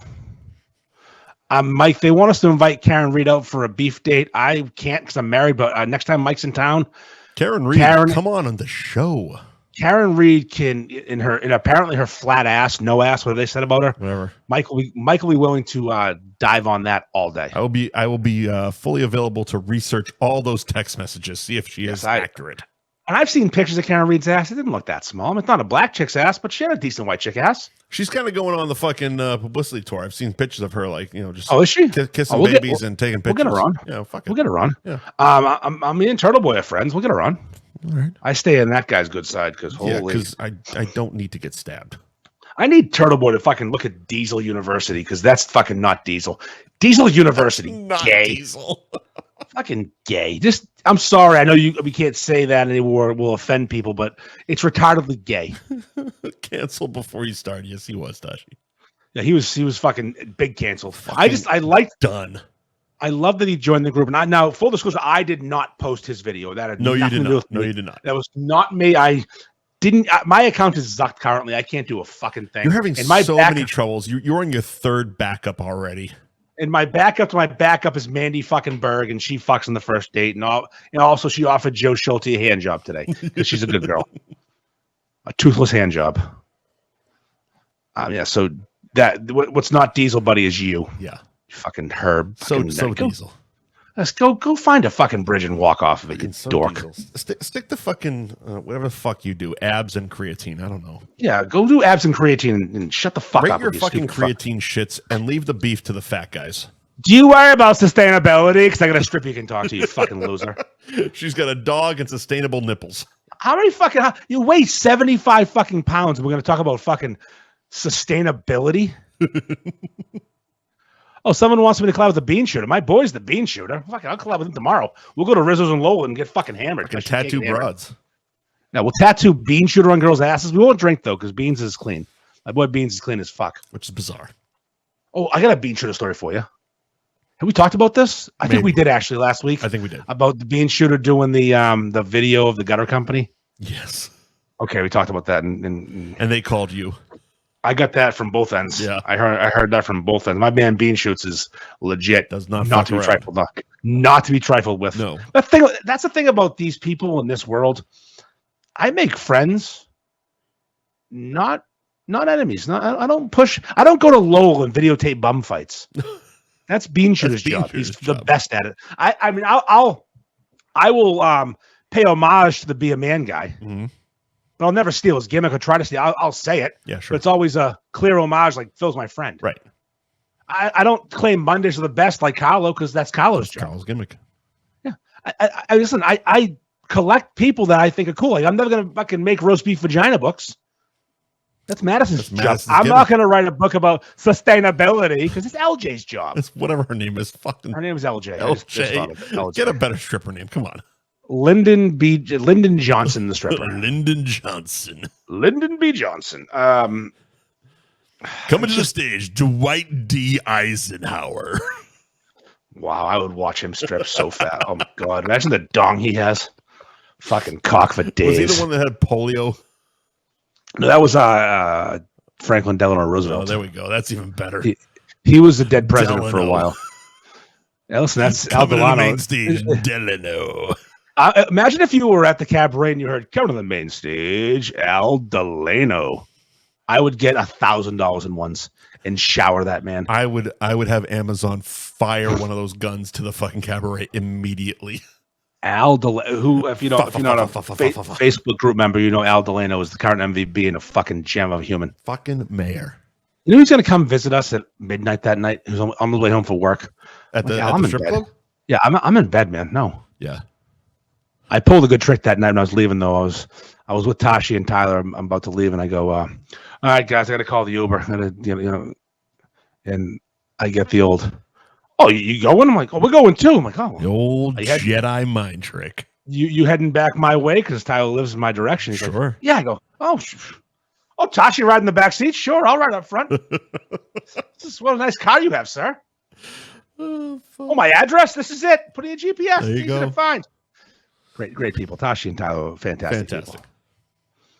And fuck that guy. He is not Diesel.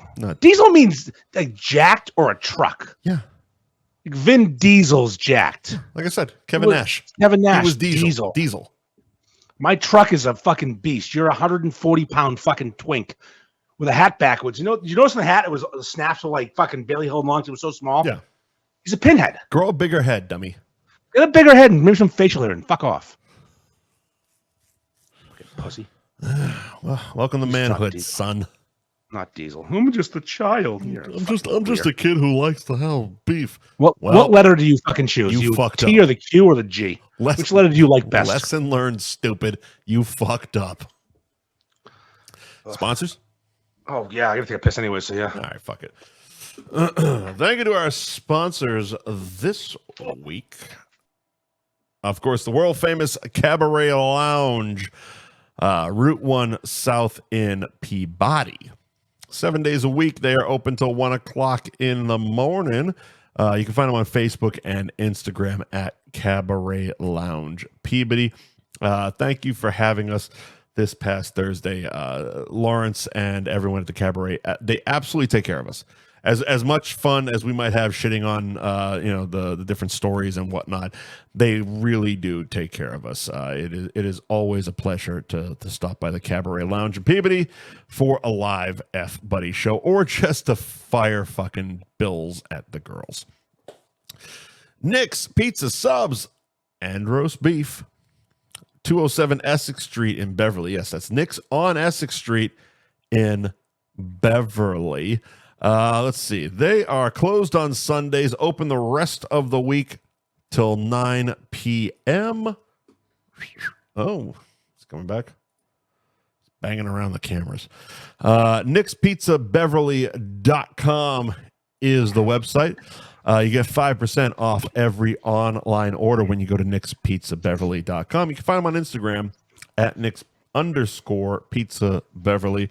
Where you can, of course, find a Ty Law video trying one of Nick's beefs, and the score was... Not bullshit. This is not bullshit. Not bullshit. He thought about him bullshit. He was wrong. Not bullshit. Fuck you, Mo. Also great. Mike's Amazing Foods. You can do you have piss? I can do the ads with the piss. Actually, I do. You got Mike's and then Dom's. I should be back by Dom's. Okay, Mike's Amazing Foods. Mike's Amazing Foods on Instagram, Mike's Mayo on Instagram, Scheffler Foods on Facebook. They make mayo, they make mustard, they make oil, they make products that involve oil. It's listen, full disclosure, it's fucking phenomenal mayo. And we know we had an issue with them. We might still have an issue with seeing if it's going to happen or not. But anyways, I saw their billboard today, the one I wrote, the slogan that I wrote that they used that I'm waiting for compensation for. And actually, speaking of Diesel University, I would like them to compensate me for giving them a slogan, which they actually are. Just checks take them in, apparently. Who knew? Mike'sAmazingFoods.com. Listen, delicious mayo, delicious mustard. The honey mustard, fucking legit. My friend was at the Fenway Park for a baseball game. Mike's is taking over Fenway. They have all the mayos, the mustards, the things of that nature. And he said the honey mustard is phenomenal.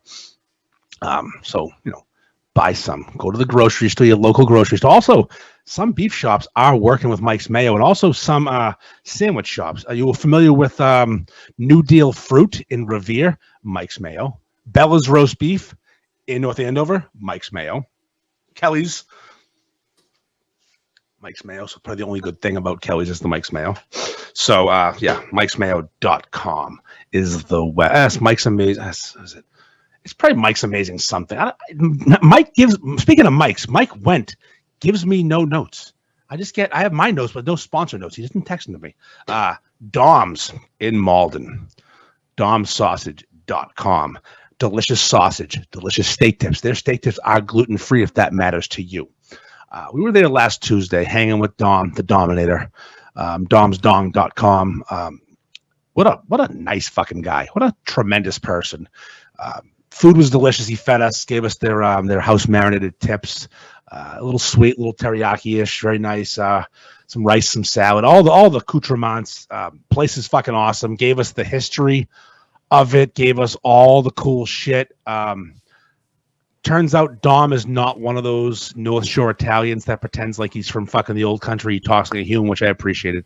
He didn't give me the fucking hands, pasta fagiu gabagool. That's not Dom. He didn't do those things. He's a fucking G. Absolutely. domsausage.com. Domsausage.com. You can also find them in Malden at 10 Riverside Park and on Instagram at Dom's Sausage Co. along with Facebook, where you can see. The fact they get to film their commercials at Gillette is pretty fucking cool. Listen, they pay for it. It's cool. It's fucking cool. Like it's worth the money to not only have the Patriots logo, which I'm actually wearing on the shirt here, but also just to film their commercials at Gillette Stadium on the field playing football just for a steak tip commercial. Fuck yeah, full fucking send. And you can get Dom shipped across the country. We learned I can get them down here in Florida shipped. And you can also get them on DoorDash and Uber Eats. I'm guessing those are more local. Yeah, they don't Uber Eats to Florida. No. But they're also in many specialty supermarkets and shops. You can go to domsausage.com and click on retail locations. You can find them. I know I found them on the Cape. You found them on Maine. So Dom's is readily available in shops all over the place. Yeah. I just got a notification while you were talking. Yeah. A PayPal notification. Nice. Hawk Tour Girls, maybe about $500. Fuck yeah. That's the first payment of a couple, but I just got a $530 transfer from PayPal for making a fucking Hawk Tour video. That's fucking awesome. I just looked at it. I'm like, oh, it came in. Let's fucking go. Hey, she's making money. You're making money. Look at this fucking girl. The American dream right there. Listen, all I'm saying is this: America's sweetheart, Hawk Tua. Thank you, Haley. Fucking, she was at the Jake Paul fight with Hulk Hogan doing the Hulk Tua. Can we get to that real quick? Yeah. The Republican National Convention. I watched it because it was on when we were obviously doing our show. Yeah. I watched it the next day, the whole thing. Okay, so you told me Hulk was there, and I believed you, obviously. Yeah. And I said to my wife, facetiously, yeah, Hulk Hogan was at the RNC, and he ripped his shirt off and said, "What you gonna do when Trumpomania runs wild on you?" I was kidding. Yeah, no, you weren't. He did that. No, he did that and more. I'm in a group chat with a bunch of people, along with my brother. We're all wrestling fans. We have been all our lives. Sure. The consensus is Hulk hasn't given a promo like that in pro wrestling in fucking at least 15 years. That good. Yeah. Like, he was literally on fire. It was one of the best Hulk Hogan promos I've ever fucking seen. He was good. He hit all the notes. Yep. He broke the fourth wall. He broke it down. I'm Terry Bollea, brother, while still doing the Hulk voice. Yep. He never changed his fucking voice from like, "What you gonna do? By the way, I'm a real man, Terry Bollea, brother." It's like, no, you're not. Oh, speaking of that exact thing, now that he's come out in favor of Trump, some negative stuff is coming to the surface. Is it negative stuff that's coming to the surface, or has it always been there and we all just kind of fucking, who gives a shit? It's Hulk. Well, yeah, when he fucked Bubba the Love Sponge's wife. No, the N-word stuff. No, this is Bubba the Love Sponge wife. Oh, that stuff? Well, fuck that stuff. Nobody Yeah, gives a shit about that stuff. I don't care. I'm just saying I knew about it when it was happening, but it popped up on my Facebook today. I see a lot of people dragging up the N-word stuff. Booker T said it too on live. It doesn't matter. Said it straight to him. Yeah. Hulk Hogan, we coming for you. Yeah. So, but no, but I mean, Hulk said it on a voicemail about his daughter dating a black guy. I get it, but it's Hulk. But it's Hulkamania. Who wasn't a Hulkamaniac? Like, there's certain things. Listen, I still take my vitamins every day. I mean, look, I'm not going to stop watching Lethal Weapon because Mel Gibson's an asshole. You know what I mean? True. It's like, let's be fucking honest here. I drank that fucking Hulk Hogan beer and had a blast filming that video. I'm not going to take it down. I don't give a shit. No, why would you? No. The thing I'm talking about has nothing to do with racism. It's actually funny. He was on the stand talking about his claim to have a 10-inch dick. Oh, Terry Bollea doesn't have a 10-inch dick. Hulk Hogan has a 10-inch dick, brother, but Terry Bollea, he's a real man. That's a gimmick, like brother. 3.5. It's like 3.5. Sorry, I did. I saw a documentary on the whole Gawker trial with Hulk, and the testimony is mind blowing on so many levels. One of being he's wearing a bandana the whole time. Yes, he is. Yes, he is. It's like, my God. Wait a minute. I've been to court a whole bunch of times. Nobody told me I could wear a hat. They actually told me to take it the fuck off. You can wear a bandana, apparently. No. So speaking of president, though. Yeah. So Biden dropped out. Biden's about to drop dead. Yeah, he's not going to make it much longer. We tried to shoot the other guy last week. Yep. Now there's a wrestler named Kamala that Hulk Hogan defeated once. VP Slick, Jive Soul Bro. Do you know that Kamala Harris and Kamala Harris are two different people? No. The wrestler Kamala. His name is Kamala Harris. Did not know that. I'm sure it's not. His real name isn't Kamala. No, I know, but his last name's Harris. I didn't actually know that. That I didn't actually know. That's interesting. His last name is fucking Harris. That's fucking hilarious. The day she was named as vice president or officially vice president based on the Democratic National Convention in 2020. Yeah. What happened that day? No. He died. Really? There can be only one. Jesus Christ. I threw a full Diet Coke at him once. There can be only one. I think it was 1984 Garden, Hogan versus Kamala, and I threw a full Diet Coke at him. Yeah, the slap. So there's some confusion as to who should be president right now because you got Trump, you got Kamala, you got Democrat, Republican. I'm gonna be real with you. Yeah. As someone who gives so little of a shit about politics, Democrats need to treat this like a sports franchise, right? That was doing well, but they're struggling getting to the playoffs. They need to take the L, do 4 years of rebuilding, and try again because they're not gonna fucking win. They're just probably not. Sorry, probably not.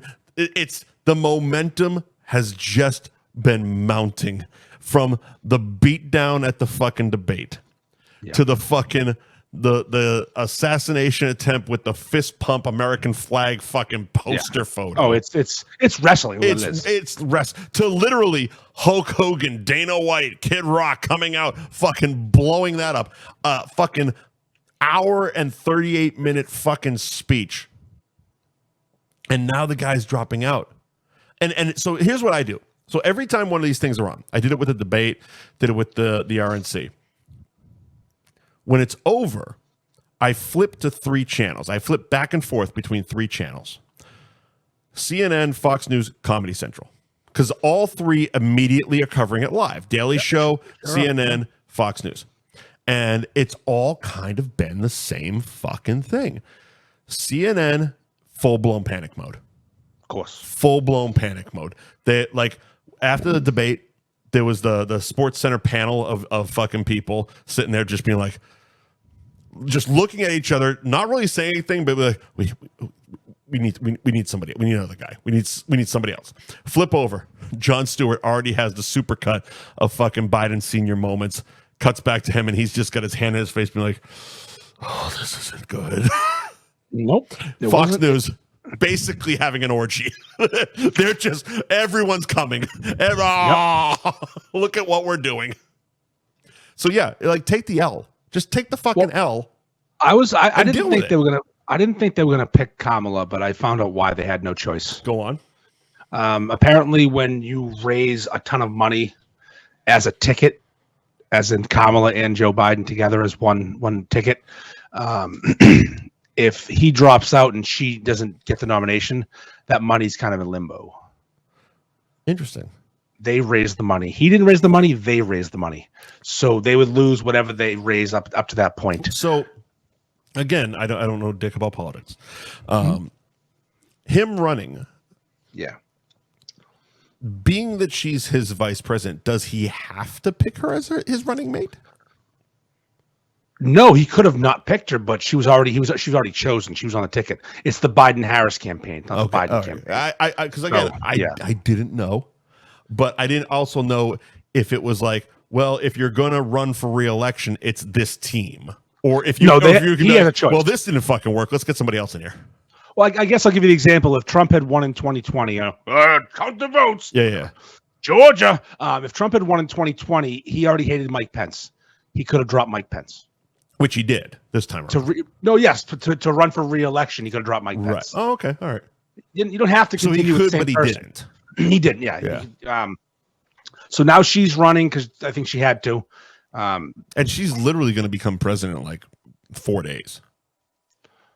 No. He's not dropping off. He's going to drop dead, dude. Okay, probably likely. Yeah, he's not. He's going to fucking drop dead. We're gonna get the first female president. Not only first female president, first female black president with an asterisk.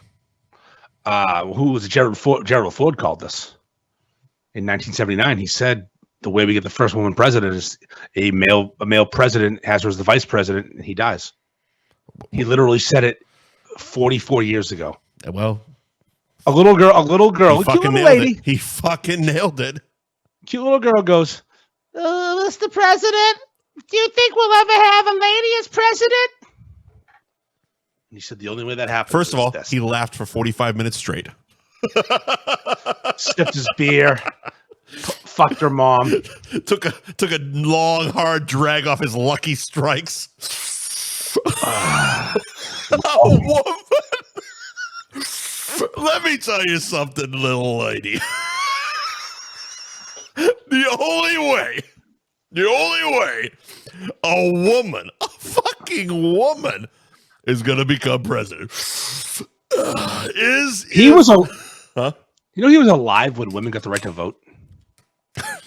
He must have wanted to kill himself. 1918. Goddamn, the cancer hasn't killed me yet.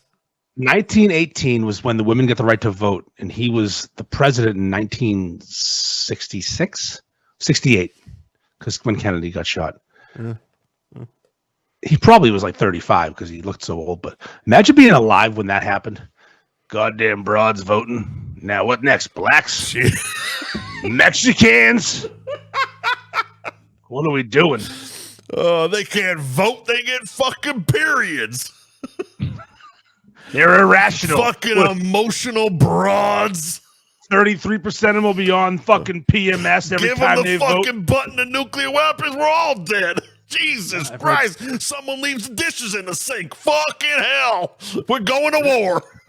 Going to fucking Don't know why war it just took on such a foghorn leghorn type of impression, but it did. I'll tell you, little buddy. I'll say there's no woman in the fucking White House here.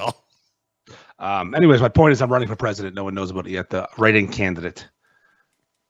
I'm going for it. I'm going to become president. I sent you the fucking the lawn signs. Will's been running for mayor of Hopedale forever.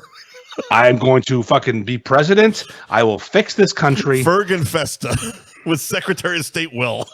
Imagine Ferg and Fester on the ticket. I know one would kill me. Holy shit, it would fucking win. I tell you, bag of fucking spoiled milk. Oh, look at this fucking microwave mayonnaise, bitch. Hey, baby, you shut the fuck up. Do you ever shut the fuck up, Ferguson? Mike, you ever talk? Fuck off. Oh my God. I would throw everything I have at that campaign. I'm going for it, beef. It's the old Lenny Clark bit where he was running for, I don't know, something in Boston or Cambridge or something like that. And he found out you could get bumper stickers from the campaign fund. And it was vote for Lenny, fuck the Kennedys. That's right. Mikey D. Fran checking in. Hello, Michael. Hey, Mikey. We discussed your emotional instability hours ago. It's okay. No big deal. Still love you. Well, obviously. Leo right, for vice president. Your fucking dog's a vice president. Oh, Leo for Veep? Fucking legend, Leo. Holy shit. I have a Yorkie. He has an Instagram page. He'll follow yours if you follow his. You have to sign up for his book. It's on Audible. My dog's writing a book about sustainability. Lyndon B. And Johnson, Kibble. the stripper from the Cabaret, is voicing it. Yeah, and it's about kibble and sustainability and grooming. He hates being groomed. Oh, Jesus Christ. All right, cunt of the week. I don't have one. I know. Let's do word of the week. Then I'll do my own cunt of the week. I have a cunt of the week. I haven't said it about this Let one. me find the graphic for word. We already covered half of this, which was Zucken, the German word. The German word for sniffing butts while people pee. Tashi Ferreira is the king of the Zucker. The ZJ. So I saw this meme. Yep. And it's one of those old school fucking sub shop signs. $1 to look at it, $2 to touch it, $3 to watch me touch it, $4 to touch it while I touch my toes, $5 to touch it while I touch your toes. Ooh. $10 for an HJ. We know what that is. $12 for a BJ. We know what that is. Good deal. It's a really good deal for a BJ. $15 for a ZJ. And I said, Andy, what's a ZJ? If you have to ask, you can't afford it.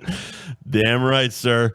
So a ZJ is when a white man or woman and a black man or woman I like men. take their hands and interlock them over your penis while giving you a hand job, thus making their fingers like zebra stripes. Hence, the ZJ, a zebra job. Now, this was not covered in Beer Fest, this exact thing. No. But Ramathorn from, I don't know his name is in Beer Fest, but Ramathorn from Super Troopers. Same person who offers the ZJ. Yeah. He's got brown hands. He does. He's definitely of a different culture than white. What? So I think he's offering him and that little twink. It's my dick, Antonio. So good. Antonio. Yeah. He's wearing postal pants, Antonio, which I think is interesting. Why is he wearing postal pants? Like the pants post office workers wear. Yeah. With the stripes. So him and Antonio are going to interlock fingers. It's my dick, Antonio. It's my dick, Antonio. And hey. My pimp's a real prick, so I can't give the group right here. my pimp's a real ass lick is what he says. A real ass lick. Real ass lick. Yeah. So yeah, a ZJ is apparently a zebra job where you can get jerked off by brown and white people at the same time. Yep. Now, do you come faster or slow? I don't get the point. I've never, again, Irish dick issues. 2 hands is one too many. Here's the thing. If you're paying for it, it's less about are you coming faster or are you coming slower. It's more just about holy shit, I got a zebra fucking stroking my cock. Imagine that for $15. Do you think that's a cabaret fetish? You can't even get a fucking beef for that price. I was gonna say we could change the last one to Super 3-Way and make that fucking sign very different. Maybe now I'll just join in later, but for now I just want to watch. Jesus Christ, that scene in Boogie Nights is so fucking good. It's brutal. It's so hard to watch. It is really the hardest. It's so fucking hard. It gets so hard to watch. Come on. He fucking beats his ass. Oh God! But he's so gay in the beginning. Like, he wants to watch, but he hates himself for being gay. Oh, I saw something. Do this today. shit, donkey dick. I saw something today that jerking off is low key gay because you're actually getting jerked off by another dude. Cool. And you're also jerking off another dude. Cool. All right. So again, the joke was funny. I guess I'll never masturbate again because I don't want to be gay. Apparently, some cultures, Mark Mordaunt told this to me because somebody new did this. Because of that exact reason, they don't jerk off. They buy like a fucking torso to fuck. Because they can't touch their own dick. Ugh. It's religion. Fucking religion. Your religion's stupid. Well, most of them are. Your religion's fucking stupid. I mean, it's Haitians. It's Creole. Your religion is making you put a fucking rubber torso in the dishwasher every other day. It's like retarded Catholic, the Haitians. Fucking dummies. It's like Creole and fucking just jerk off gumbo. And accept that your fucking right arm is gay. Just don't swallow your own cum. Seriously. Don't snowball yourself. And if you do, don't tell anybody. Keep it to yourself. Shh. Put a towel on yourself like I do, like a fucking real person. That's what you don't tell your friends. Sometimes I jerk off my own mouth and swallow it. You keep that to yourself, you'll have friends for life. Mm-hmm. Mm-hmm. I have a cunt of the week. Oh, okay. It could have been... Isn't Diesel. It could have been my boy Diesel University, Maximilian. Maximilian. His name stinks on every level. He is not Diesel. He has like 6 fucking profiles. They all fucking blow. I'll tell you what he is. Instead of a Diesel, he is my 84 Chevy Cavalier with a blown cylinder that couldn't climb hills. Yeah, and a fucking tape deck that can't rewind. Exactly. He's got a 5-disc change in the back. Car. It's the worst car. It's a hatchback and the sunroof leaks. He is not Diesel. Rewind eats the fucking tape. I've never in my life had a family member be my cunt of the week. I try to live my life every day. Keep out of strife, come what may. I try to do unto others as I'd have them do to me. But it can't be done for everyone, and now it's plain to see. You are a cunt, cunt, cunt, cunt. A big bad stinking cunt. Say it ain't true, but he'll tell you you're a motherfucking cunt. You are a cunt, cunt, cunt, cunt. Motherfucking cunt. Everybody knows from your head to toes you're a big bad stinking cunt. My brother. Not your brother. My actual brother, my blood brother. We have the same dad. All right. Different moms, but that's not important. Kind of is, though. I made a joke on Facebook that basically said, because Trump didn't die when he was shot, it has opened the floodgates to make reels and memes out of it. Because which one was this? Because I remember you telling me about it when we were at Double Bull. It was it a video or just a meme? Oh, I just wrote a sentence on Facebook. No, but it stemmed from the assassination. Oh, was it just the photo, or was it with the video? It was the meme where he was holding his fist up and something about a bad. Basically, the next beef will be a great beef. Yes, the next when you get a bad beef, you know the next one will be good. Bam. Or it could have been when someone tells me Kelly's is the best. I don't know. Well, I had a couple. Well, that's Bacula. Yeah. Well, that's the thing. I put the ears bleeding. I put the ears bleeding. So the point of the story was that, he didn't die, which means we're going to make our jokes. It had nothing to do with the actual victims who died that day, because I obviously prayers up for the people who got shot. That's terrible. I don't even pray, but I'll give them a prayer. Here's the thing. My brother comes in aggressively. Do your thing. Okay. Aggressively calling me a fucking piece of shit, loser, motherfucker, cocksucker, asshole, like all the insults. And then starts telling me to change my last name to my wife's name because I'm not American. My wife's last name is American Greek. In other words, it used to be a Greek last name. Greek. Yeah. No, it used to be like a confusing Greek last name with lots of consonants. They got rid of them and all and simplified it. Mm-hmm. Yeah, we're fucking Scottish. We're about as American as the Greek. We're not fucking. We're Scottish. So first of all, you're about as American as lamb and tuna fish. Yeah. Yes, that would be Big Daddy. Then I start playing with him a little, batting him around like a mouse. Sure. Having some fun with him. Sure. He screenshots my post. He reposts. Tells me I'm a piece of shit. Tells me I should change my name to my mom's maiden name. Which again, what? Here's a little inside pool. His mom left him news too. I said, well, you can change your name to her fucking name. What are we doing? Are we fighting here? Is this real? Then my wife's like, stop, because my brother's crazy. He's a. So she's following along. I'm telling. I'm keeping. I her mean, up to date. via you. I understand Mrs. Ferg is not on social media. And it was one of my stories. My brother Gary's my cunt of the week. He fucking blocked me on Facebook because he didn't like my opinion about a fucking meme. Gary, settle down. I hope you settle down, you fucking Settle psychopath. down. Jesus Christ, it was a fucking joke. Not everything needs to be taken literal, you fucking nerd. Look here, Gary. The place has chicken nuggets. Settle down. Yeah, relax. It's okay. Fucking dork. Like, settle. Like the anger was. I almost said, "You're not mad at me. You're mad at our dad." But I didn't want to do that. The funny thing about it is, like, you were making a joke about the guy who lived. Yeah. There was an abundance, still is to this day, an abundance of people not making jokes, being very serious about he should have been killed. Yep. Lots of people. Didn't make that joke. Like, what the fuck? Didn't say it. Yeah. Like it's a person. You weren't making jokes about the guy who died, or the guys, plural, who died. You're just making fun of the guy who lived. Yeah. He got clipped in the ear. Now he's okay. He's good. He's going to win. He's probably going to win. He's probably going to fucking win.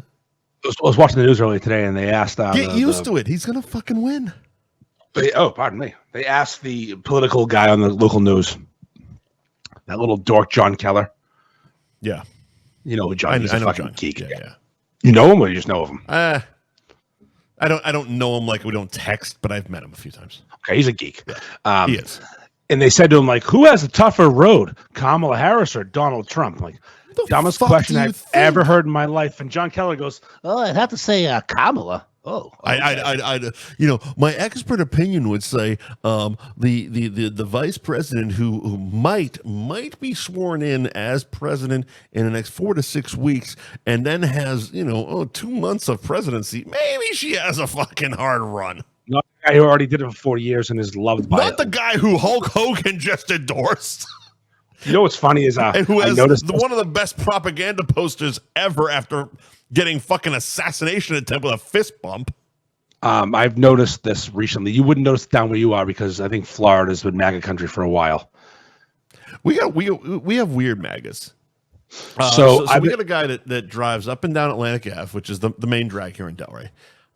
He's got a pickup truck, full blown Trump billboards on the back of his truck, but he blasts the gayest music ever, like the Village People or like the Weather Girls, Raining Men. Great song. It's the weirdest fucking shit. It's like gays for Trump. 100%. It's gay. It's gays for Trump. I saw a woman the other day out at dinner. She was 175 years old with a Trump hat on, brand new, like it still had the smell of a brand new hat. And the hat said Trump 2024, no more bullshit. I'm like, that's a good one. But I don't think she'd have worn that a month ago. I like the fact that they're changing up the colors. I noticed at the RNC there was like green hats. They're not all with white lettering. Some of them are incognito, like the black Red Sox caps with like the black embossed lettering type of thing. Like they're getting fucking stylish with this shit. Listen, I mean, I'm curious to see how this all works out in the next few months. It's gonna be a fucking bloodbath. I'm and fucking I can't wait. excited. I'm fucking ready to go. I mean, am I excited for America? Probably not. I don't think there's a right answer either way. But I think it's gonna be a fun few months. Oh man, like here's the thing. The Trump's reelection run wasn't all that fun or funny. Boring. I guess would be the better answer. He didn't throw water once. His first one against Hillary, hilarious. Yep. It was some of the best drinking television I ever saw. Even primary throwing water at Marco Rubio. Phenomenal. Just fucking berating her. Calling Ted Cruz's wife ugly. Like, that's the type of shit, like, I don't give a fuck. Like, I'm of the opinion the whole country's run by committee. It's not a person. So let's calm the fuck down. But let's have this guy go out here and make me laugh for a couple fucking hours if we have to fucking watch. If he's taking up every fucking national fucking television station, I'm going to crack a few beers and have some fucking laughs. Let's do this. You know what's funny is when I announced my run, kidding around, I'm running. Someone goes, "I didn't know you were a Democrat." I'm like, "Oh, I'm not. Why? I'm not a Republican." Why either. would you assume? Oh, because I was taking over for Joe. I was like, "Hold my beer, I got this." I am neither fucking party because the two-party system is retarded. He's going I to run like certain things independent like Jesse Ventura. Yeah, Navy running SEAL. for president, a thermal. I was a nitrate. governor and a fucking fighter. The HARP weather systems control the tornadoes. Now I live thermal down in the nitrate Baja with fucking tacos. Thermal nitrate with on the beams Thermal of the Twin Towers. We actually have to talk about something. Speaking of tacos, next week's show we have less to talk about. Yeah, this is a top 10 list on USA Today for the best fast food restaurants. Okay. It's fucking atrocious. Oh, fantastic. So I don't know who they asked. That's next week. Yeah. All right. We didn't get to it. Do we want to wrap up with the possibilities of the Beef Olympics? Just for like, well, I mean, a couple I guess minutes? we can do a quick minute on the potential where Mike discovered the Beer Olympics and had suggested to me we do a Beef Olympics. So yeah, there was a brewery in West Palm that's doing the Beer Olympics, and it's kind of it looks like basically a drinking competition. Teams are involved, entrance fee, big cash prizes. You know, having fun with craft beer. Sure. Not in this state. So I immediately sent it to Andy. I'm like, Beef Olympics. Let's fucking go. Yeah. You did say it. So so thinking what, a couple events though, like a few events. So we have a few days because the Olympics start on Friday. Mm-hmm. Now I saw on Facebook. I can't say whether this is real or not, but you can tell me whether you believe it's real or if you know it's real or not. Is Snoop Dogg carrying the fucking torch? He's someone that's carrying the torch. He's one of the torch bearers. Fucking amazing. I fucking love America. Yeah, is a torch bearer for America. He's gonna light a joint off the fucking torch. God bless America. Oh, he has to. I think but for the Beer Olympics, I think we do a Dizzy Bat Beef Challenge, a James River Chug, Super Beef fucking Pound. So my thing was because stuff. the Olympics are all point based, right? You know, no matter what. Not all. Not all. Some things are no matter what the sport speed-based. is, it's like whether I guess basketball is point based. What about the track and field? There's no points involved in track and field. No, It's time. Okay, so that's just a relay. There's relays involved, or speed. We could do a relay beef. That'd be hilarious. A relay beef where it's like one guy gets a beef here, another guy meets him there, tag out, and he goes to the next spot. And or just you just go to the fucking track and have 4 juniors and people running around the track. This is what we're doing. Let's make lemonade. Let's make lemonade. I'm thinking like for the point-based thing, it's like, okay, so you know, video content obviously for the group. Like juniors count as X amount of points, large, super. If you go to Bella's professor, and we're like a gangbang is extra points. You put a point scale on everything, and then it's like Friday to August 11th. You do the run of the actual fucking Olympics. Let me get on this. We're gonna get fucking Snoop Dogg bearing the torch. I'll carry a fucking flame and light something on fire. We have enough time to fucking Photoshop up some weird shit and fucking get some chocolate fucking gold medals for everybody. What movie is it? Seinfeld when they have the fat guy doing the marathon? There's been a lot of fat guys doing marathons, but I probably think it's Seinfeld with Newman. I believe it's Seinfeld. No, it wasn't Newman. It was something else. Some movie or TV show had a fat guy running the marathon. No, it was it's fucking Ted. Ted won. They're betting on a fat guy to win the marathon. It's like $1 million to 1. Rex Ryan's betting on him. That's not Ted. Yes, it is. I'm gonna watch Ted tonight. I don't think it is. Hold on. What? Rex Ryan's in Ted. No, he's Ted's an Adam Sandler guy. What? Rex Ryan is an Adam Sandler. Okay, it's Big Daddy then. Big Daddy. Okay, all right. Then maybe it's that. It's Big Daddy. Because Rex Ryan is definitely an Adam Sandler guy. Okay, so it's Big Daddy, and they're betting on a fat guy to the Olympics. We can use him as the Photoshop. It's just spitballing here. Good one. All right, listen. Let's put a pin in this. I'm gonna think on Beef Olympics because I was thinking in person. You're right. A contest for the page. You know what I mean? Is the answer. A contest for the page. relay. Everybody's just submitting their own Olympic achievements, and it's the beef cathalon. Beef tafalon. Beef cathalon. Beef cathalon. Tafalon. Beef cathalon. There's pentathlon. We'll do 5 events. Beef tathlon instead of pentathlon. And I think the point-based thing makes it carry out, so that way at the end it's all calculated. So you could do the biathlon where you suck a dick into the beef. There you go. That's the second dick. It's pretty good. Pussy, depending on just what making you're on. Billy win this one. Yeah, Billy's gonna win. Beef Cath. He's gonna suck a dick into the beef with a unicorn hat on. With a fucking unicorn head. Doesn't count. Nope. All right, listen. I gotta go upstairs and take a piss. All right then. Thank you to our sponsors: Gary Girolamo Group, Cross Country Mortgage, Ben Franklin Print Company of Middleton, Twist of Fate Brewing in Danvers, Anthony's Roast Beef and Pizza in Tewksbury, world famous Cabaret Lounge, Route 1 in Peabody, Nick's Pizza Subs and Roast Beef on Essex Street in Beverly, Mike's Amazing Foods, you can find on mikesamazingfoods.com, and of course, Dom's Sausage Company, 10 Riverside Park in Malden, domsausage.com. Andy, anything else? I hope I'm Diesel someday. Oh, so Diesel. I want to be Diesel like that little 87-pound twink. So Diesel. It's the most Diesel ever. I'm going to be Diesel. We jacked up in Diesel and do the wrong Londy's. This is the best roast beef I've ever had, and I got it in Worcester. What you gonna do when Trumpomania runs wild on you? You fucking dolt. Ugh, gross. Bosch is already selling Trumpomania shirts. They don't miss. Oh, they absolutely not. But Beefomania or Beef Olympics, whichever one we go with. Beef Olympics. Beef Olympics feels like a thing this coming week. Yeah, we have to. I'll work on that. All right, I'll get the Photoshops going. All right, everybody, go fuck yourself. Later.